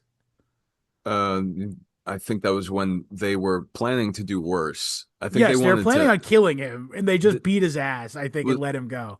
was it him that they locked in a shed for 3 days and then said, Yes. we'll let you out if you let us grind your nose off in the grain mill. And Yes, then that is what happened. and maybe I think a woman came to speak reason, speak some Yeah. wisdom for goodness sakes, and said, "No, just kick the shit out of him for the love of God." Yeah. It's Like, exactly. Thank you for remembering the exact yeah. chronology. Okay, let's go back a little bit. So the rabble from the fields, they confront Neville and Lennox, and they say, "We're gonna kill you. and they put Lennox in a shed for 3 days, and they're gonna kill him. They're gonna scrape his face off with the grindstone, and instead they beat him Jesus. severely and send him on his way back east. And ends up leaving only with the harm of getting his ass kicked. I mean, that's yeah. It worked I, out okay for him. I went to the borderlands of Pennsylvania, and all I got was my ass kicked or Oh, wherever. this lousy ass kick. This la- and I still have my nose and this Yeah. t-shirt Um. and this Okay. lousy So, but the t-shirt. next day. So again, this is the same day that the Mingo Creek militia had been meeting. A bad coincidence because they heard about this, and the next day they decide to ride over to Neville's house because they assume that Lennox is being held there and that the Mm, rumors are true. The worst rumors are true, essentially. yeah. And they get there. Oh, and I should mention that Brackenridge has been summoned by Neville from Fort Pitt to bring 10 soldiers to the house of Neville and protect his family. Now, the next day, Temperature's so rising. McFarlane, the leader of the Mingo Creek, what's it called? Militia. Militia, they Softball arrive at league. Neville's house and they say, "We want you to come out. We want Neville to come out, and we want every piece of documentation about tax collection you have, Mm, and we're gonna burn it. sick. Essentially, we're gonna We're burn just it all, and we're gonna arrest you." And McFarlane, or sorry, Brackenridge. No shit, Brackenridge is a different guy. oh shit, I'm Brackenridge is, sorry. damn it, It it's was a not name that Brackenridge. came to me and I Brackenridge was the moderate guy who wanted it, who actually calmed everyone down. let me see if I can go back and find it. I'm just gonna Google it real quick. Who was the soldier The Mingo Creek stationed Softball at League. Fort Pitt who came to defend Neville's farm? Period. Sorry for this. This is bad radio. I'm sorry. I was going to get this guy's Like name hell. right. Well, I was looking to vamp about Kirkpatrick. I knew it was whoops. Irish. I was Major shit. Abraham Kirkpatrick, Think I would stationed at Fort Pitt. Bower Hill is the name of John Neville's estate. I said Boone Hill. Boone Hill is a wine cooler. Boone's Hill is a I don't fucking know. it's like a Ripple type of shitty wine. I remembered it as Boone's Delicious. Hill. It's very funny. It's Bower Hill. So he was a federal authority. Okay, right. Okay, so James McFarlane is at Neville's house, Bower Hills estate, and Kirkpatrick was stationed there to protect the place. It's not clear whether I don't think Neville was there actually, now that I'm thinking, but his family was. Mm. So, oh wait. Oh, I fucked up. Fuck. I fucked up the timing again. Folks, this is a wicked web. We forgot an important detail.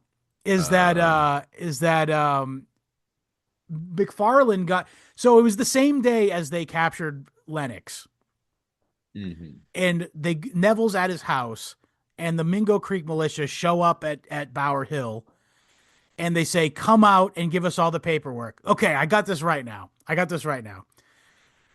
Guys, I'm sorry. It's really complicated. So they show up. The militia shows up, Get and out here, boy. they give us all the paperwork and come out. And Neville says, "Fuck you. You're going to kill me if I come out there." Shit, he's right. And so he just shoots McFarlane right in the fucking head. What he thinks is self-defense, but it makes everyone go ape shit, of course. This is the leader of the faction, essentially. Yeah. And Oh, this just detonates things, essentially. yeah. Basically, the entire county is up in arms now. And the entire militia, it's a big shootout.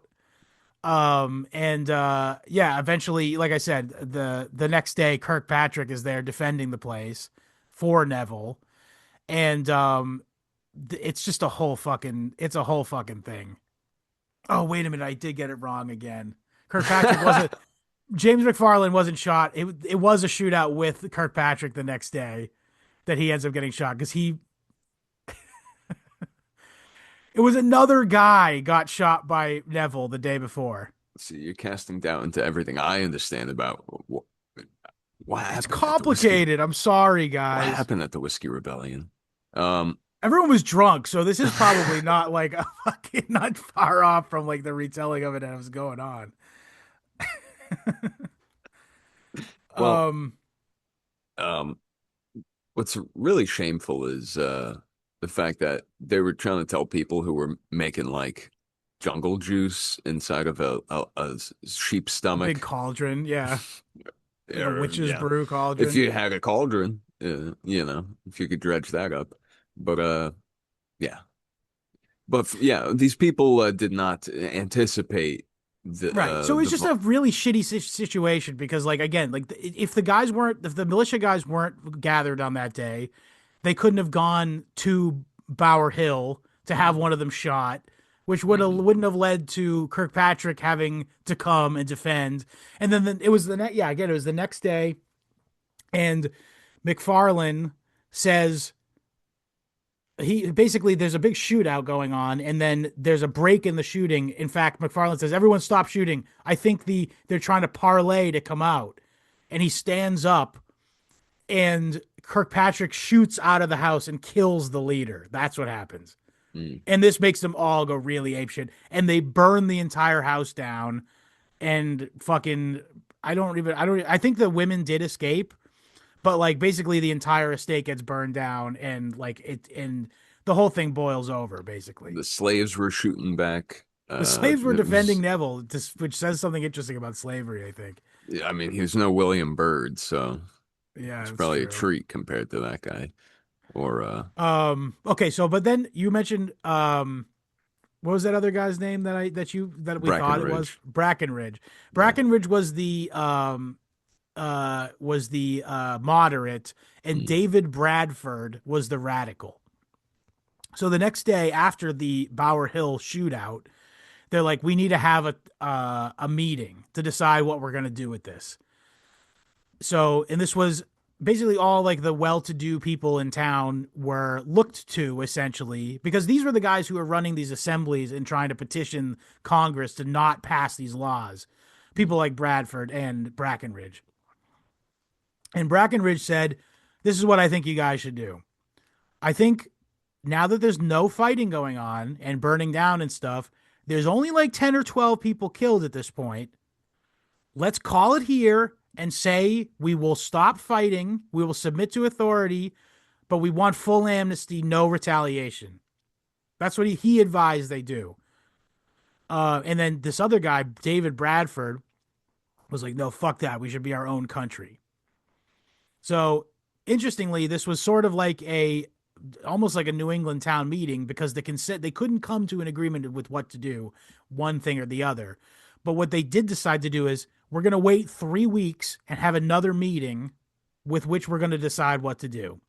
And I think everyone agreed at that moment, the radicals and the moderates, that if after 3 weeks had passed, tensions will have cooled and we'll be able to think about this a little better.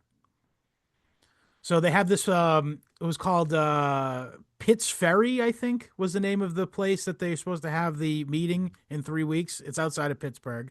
Yeah.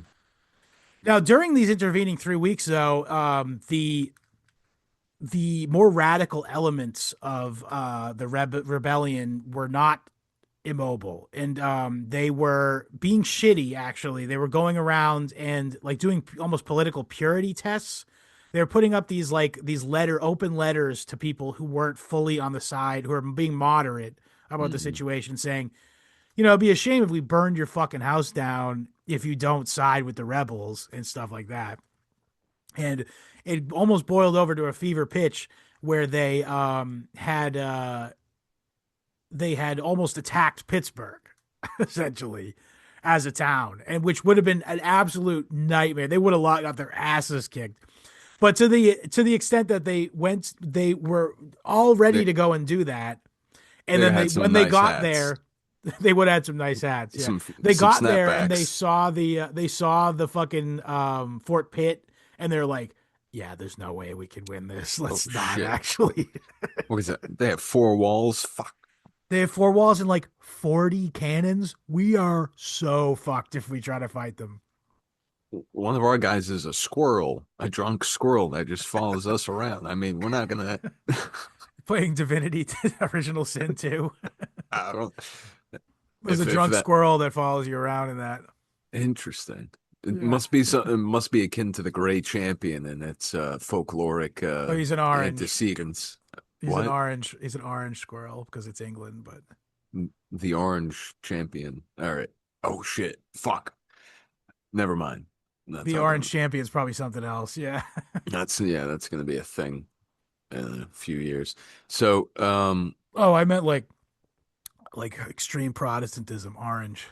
um, Mary of oh Orange. yeah, yeah, Yeah, yeah. yeah. The prince, the old prince there. Hmm. No Anyways, scurvy in that family.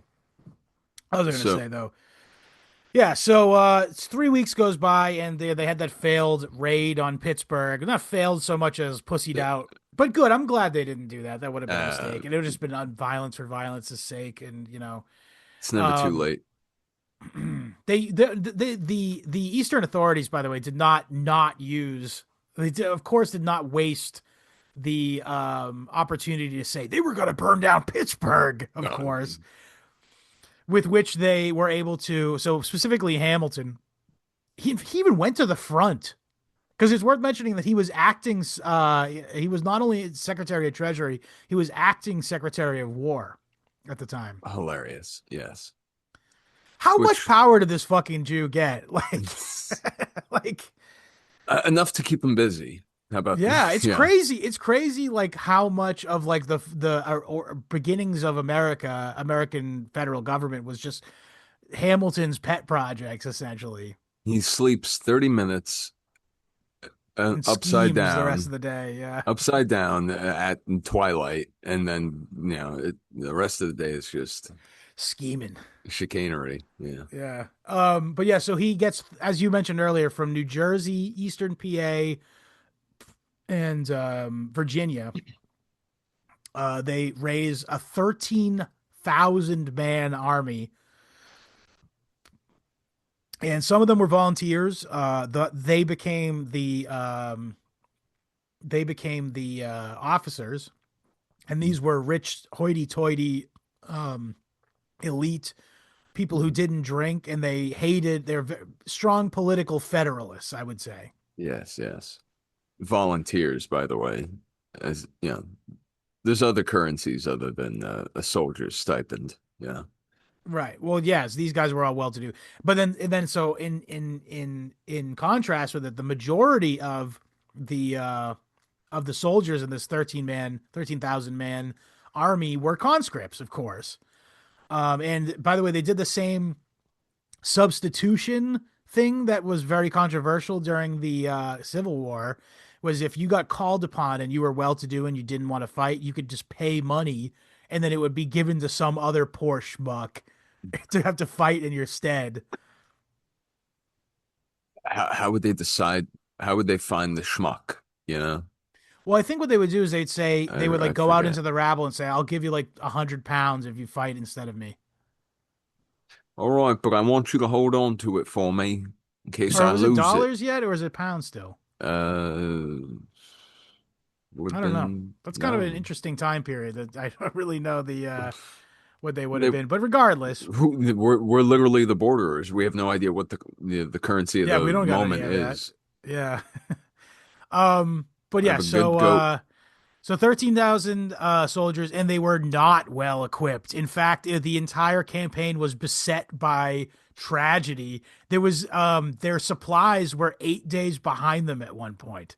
Yeah. So meaning they had nothing to eat for 8 days at one point during this march. Now, mind you, the officers and Hamilton were well fed.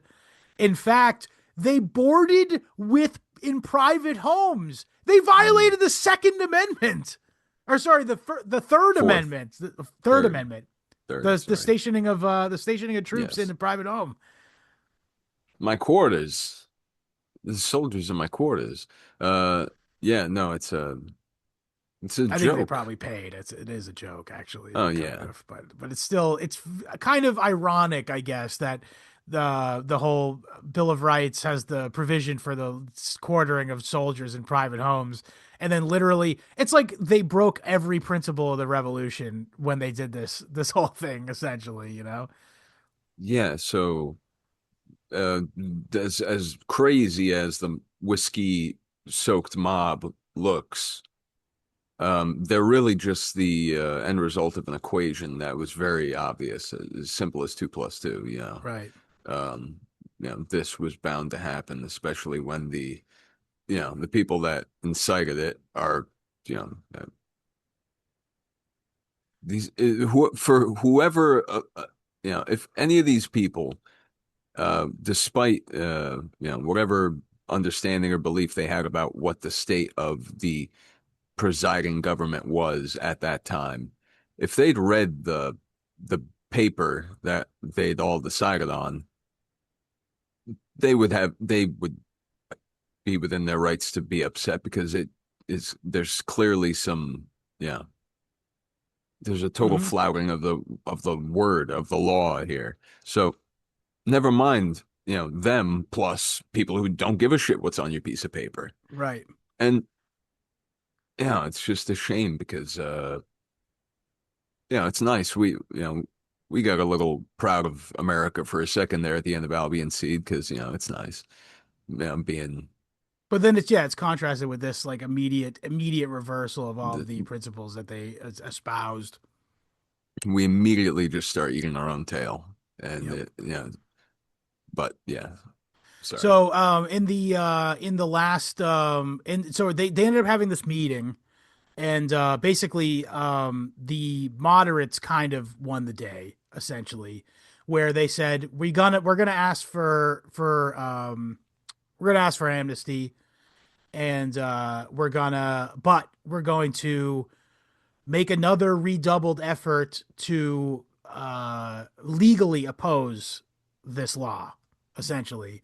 And so Bradford, the more radical of the two factions, lost out to Brackenridge, and they decided to sort of like let it go. Essentially, they wanted the fighting to stop, which is good because the 13,000 man federalized militia.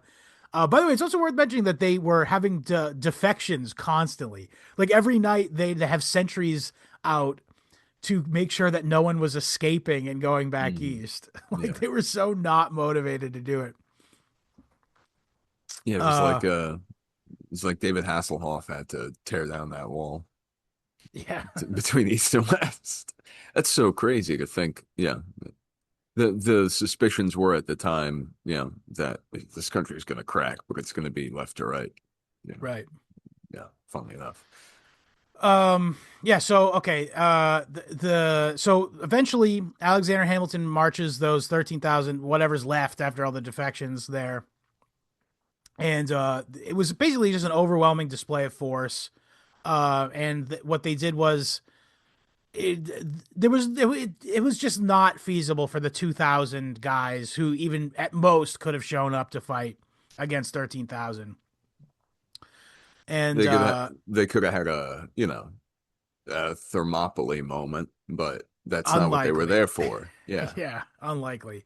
They So even they all died. So what's what it the for? that's true actually. So what the federal forces decided was that they were going to selectively give oaths of loyalty, make the rebels sign oaths of loyalty. So More the paper. vast majority of them signed these because they just didn't want to get killed. And then they selectively arrested um 150 to 200 suspects. Mm. It's worth mentioning that people like Bradford had fled because he knew they were going to throw the book at him. He Yeah. actually went all the way to Spanish Louisiana. He went down to Mm. New Orleans and escaped. He was never heard from again in America, as I understand it. Sick. So It's kind of cool. 150 suspects were detained, and even in contemporary terms, people noted that the people that were arrested were retarded. They had like literally they couldn't. They were illiterate. they were many historians suspect that they were mentally deficient people.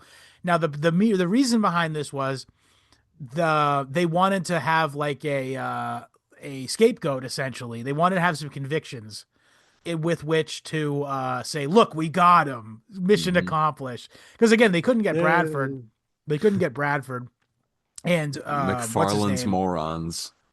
Yeah. And what's it called? And what's They his couldn't get name? Bradford and Brackenridge. Brackenridge. Oh, I'm sorry. He signed a oath of loyalty. He proved that he was moderate the whole time, and he said, "Yeah, guys, I was never for this."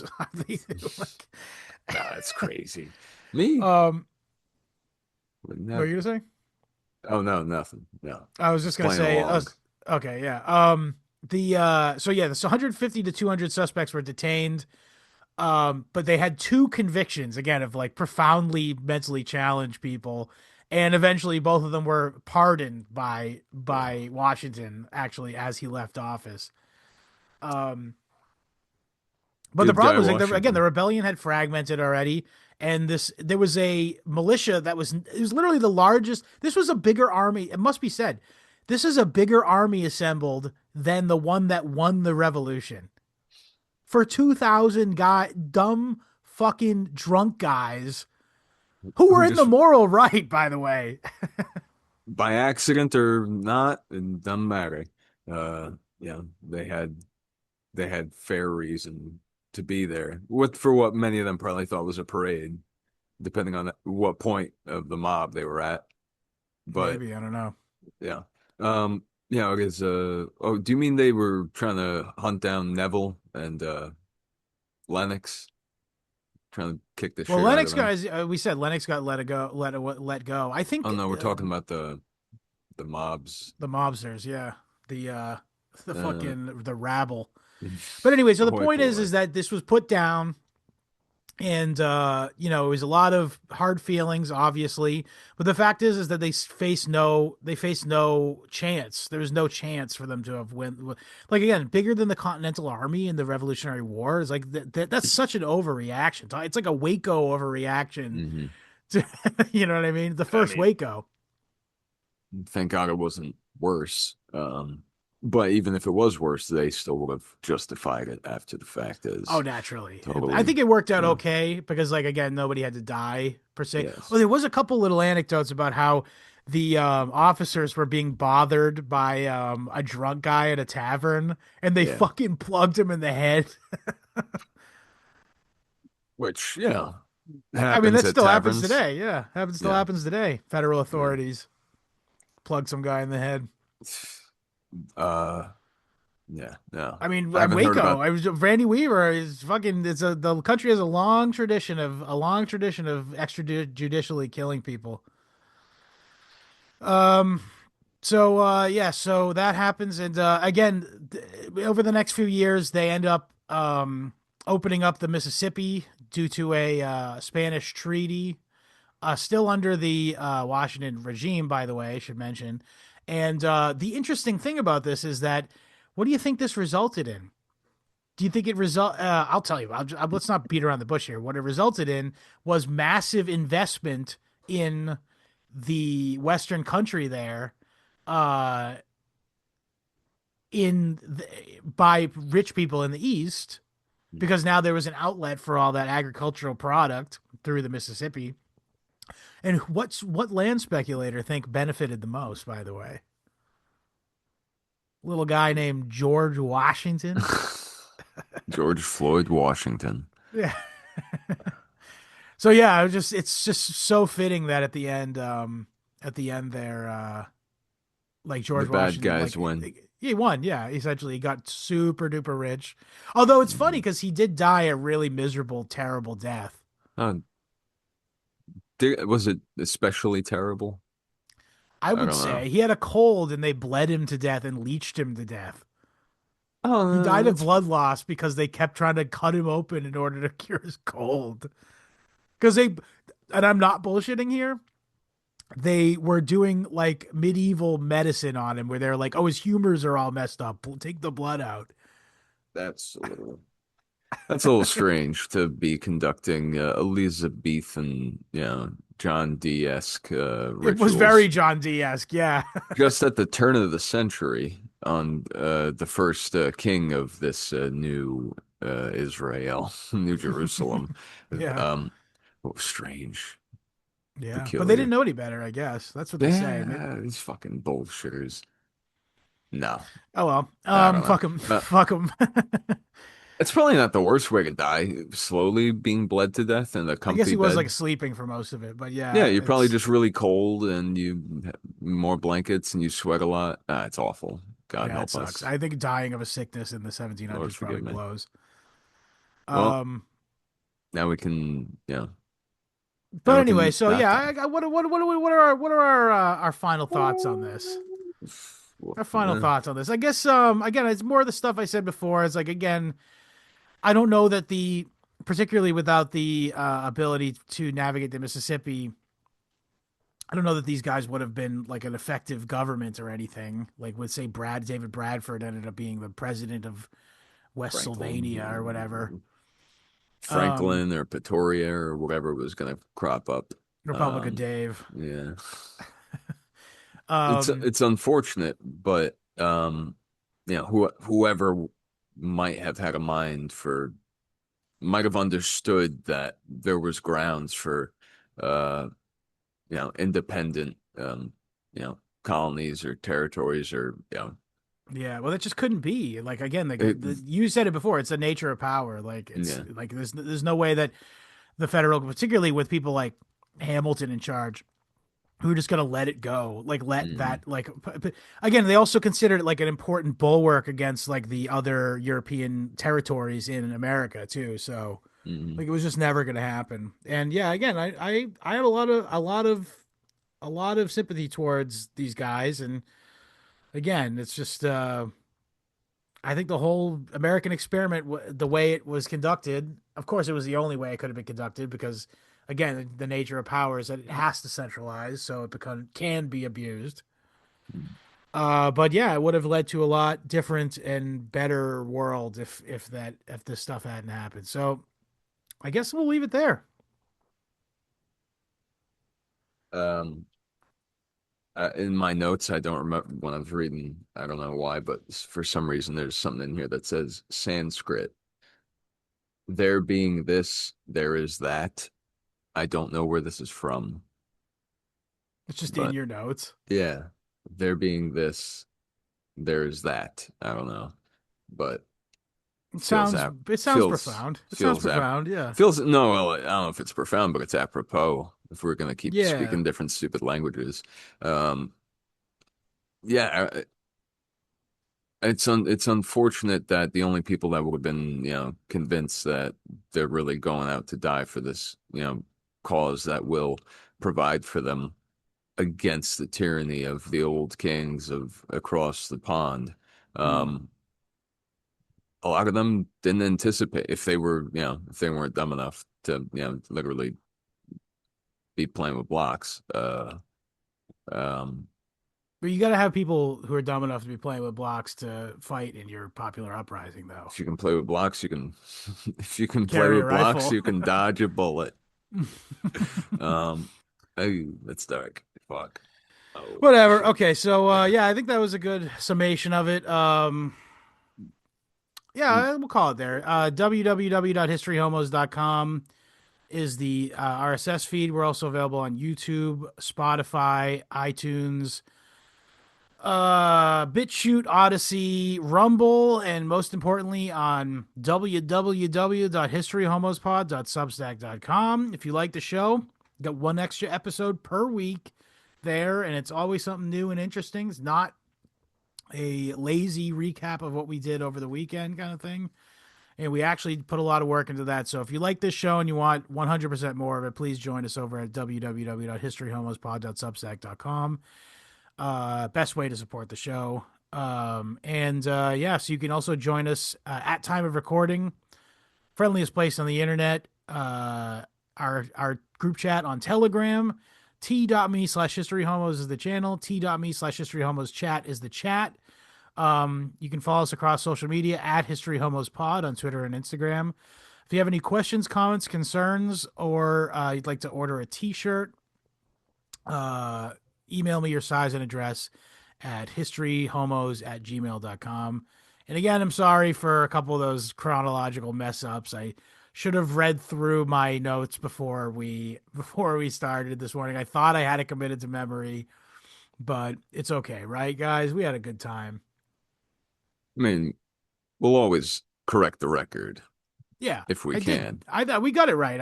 We ended up getting it right. I just had to say, "Oops, I'm wrong." A record now 3 times in an episode. Well, be glad to know that this won't ever happen again. Oh, definitely not. No chance of this ever happening. I mean, the Whiskey Rebellion. Oh, right. Yes, sure. Yeah. True. Okay. Yeah. Dive with dignity. What do you want to say? You want to say that same quote again? No. I want to ask you, do you know Public Image Limited? Yeah, I do. With Johnny Rotten? Yeah. This is what you want. This is what you get. Later, homos.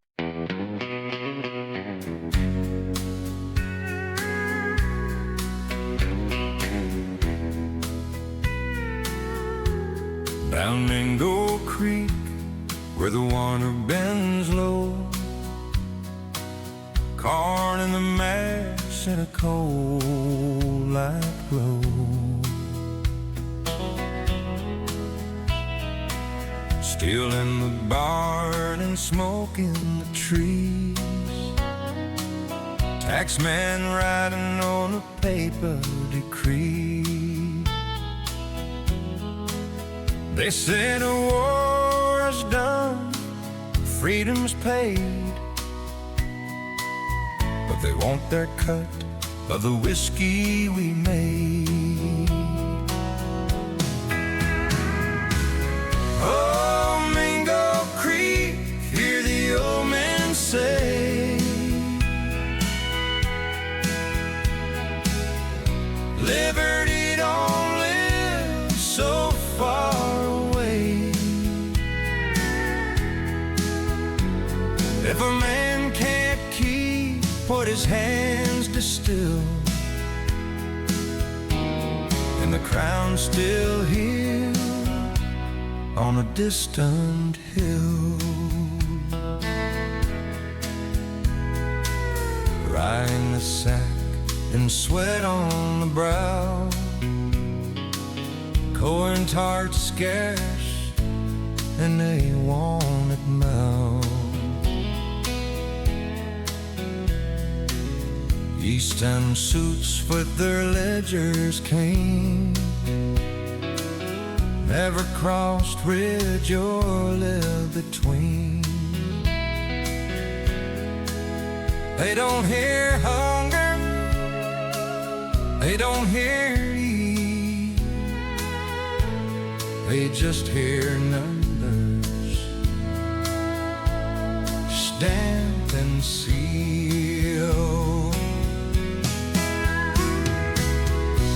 Oh, Mingo Creek, sing soft and slow of dead and fire from long ago. You can call it law, you can call it right, but it feels like chains in the candlelight. It's hard the man who carried the writ didn't call it treason, didn't call it fit, just said, "Go back and tell them true. We fought one king, we won't take two." Cabins whisper, rifles lean, every man knows what the sign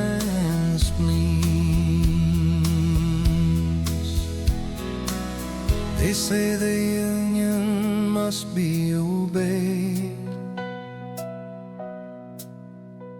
but consent ain't born where it's afraid. If the musket speaks, if the army comes, don't call it justice. In the drum is one.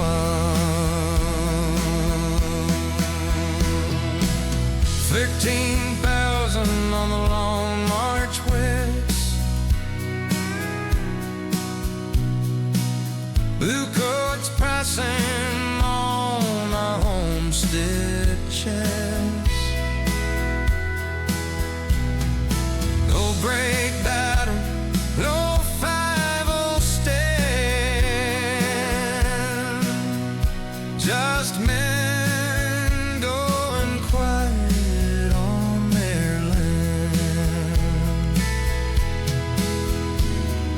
Fire burns low, stills run thin, war walks out, but the doubt walks in.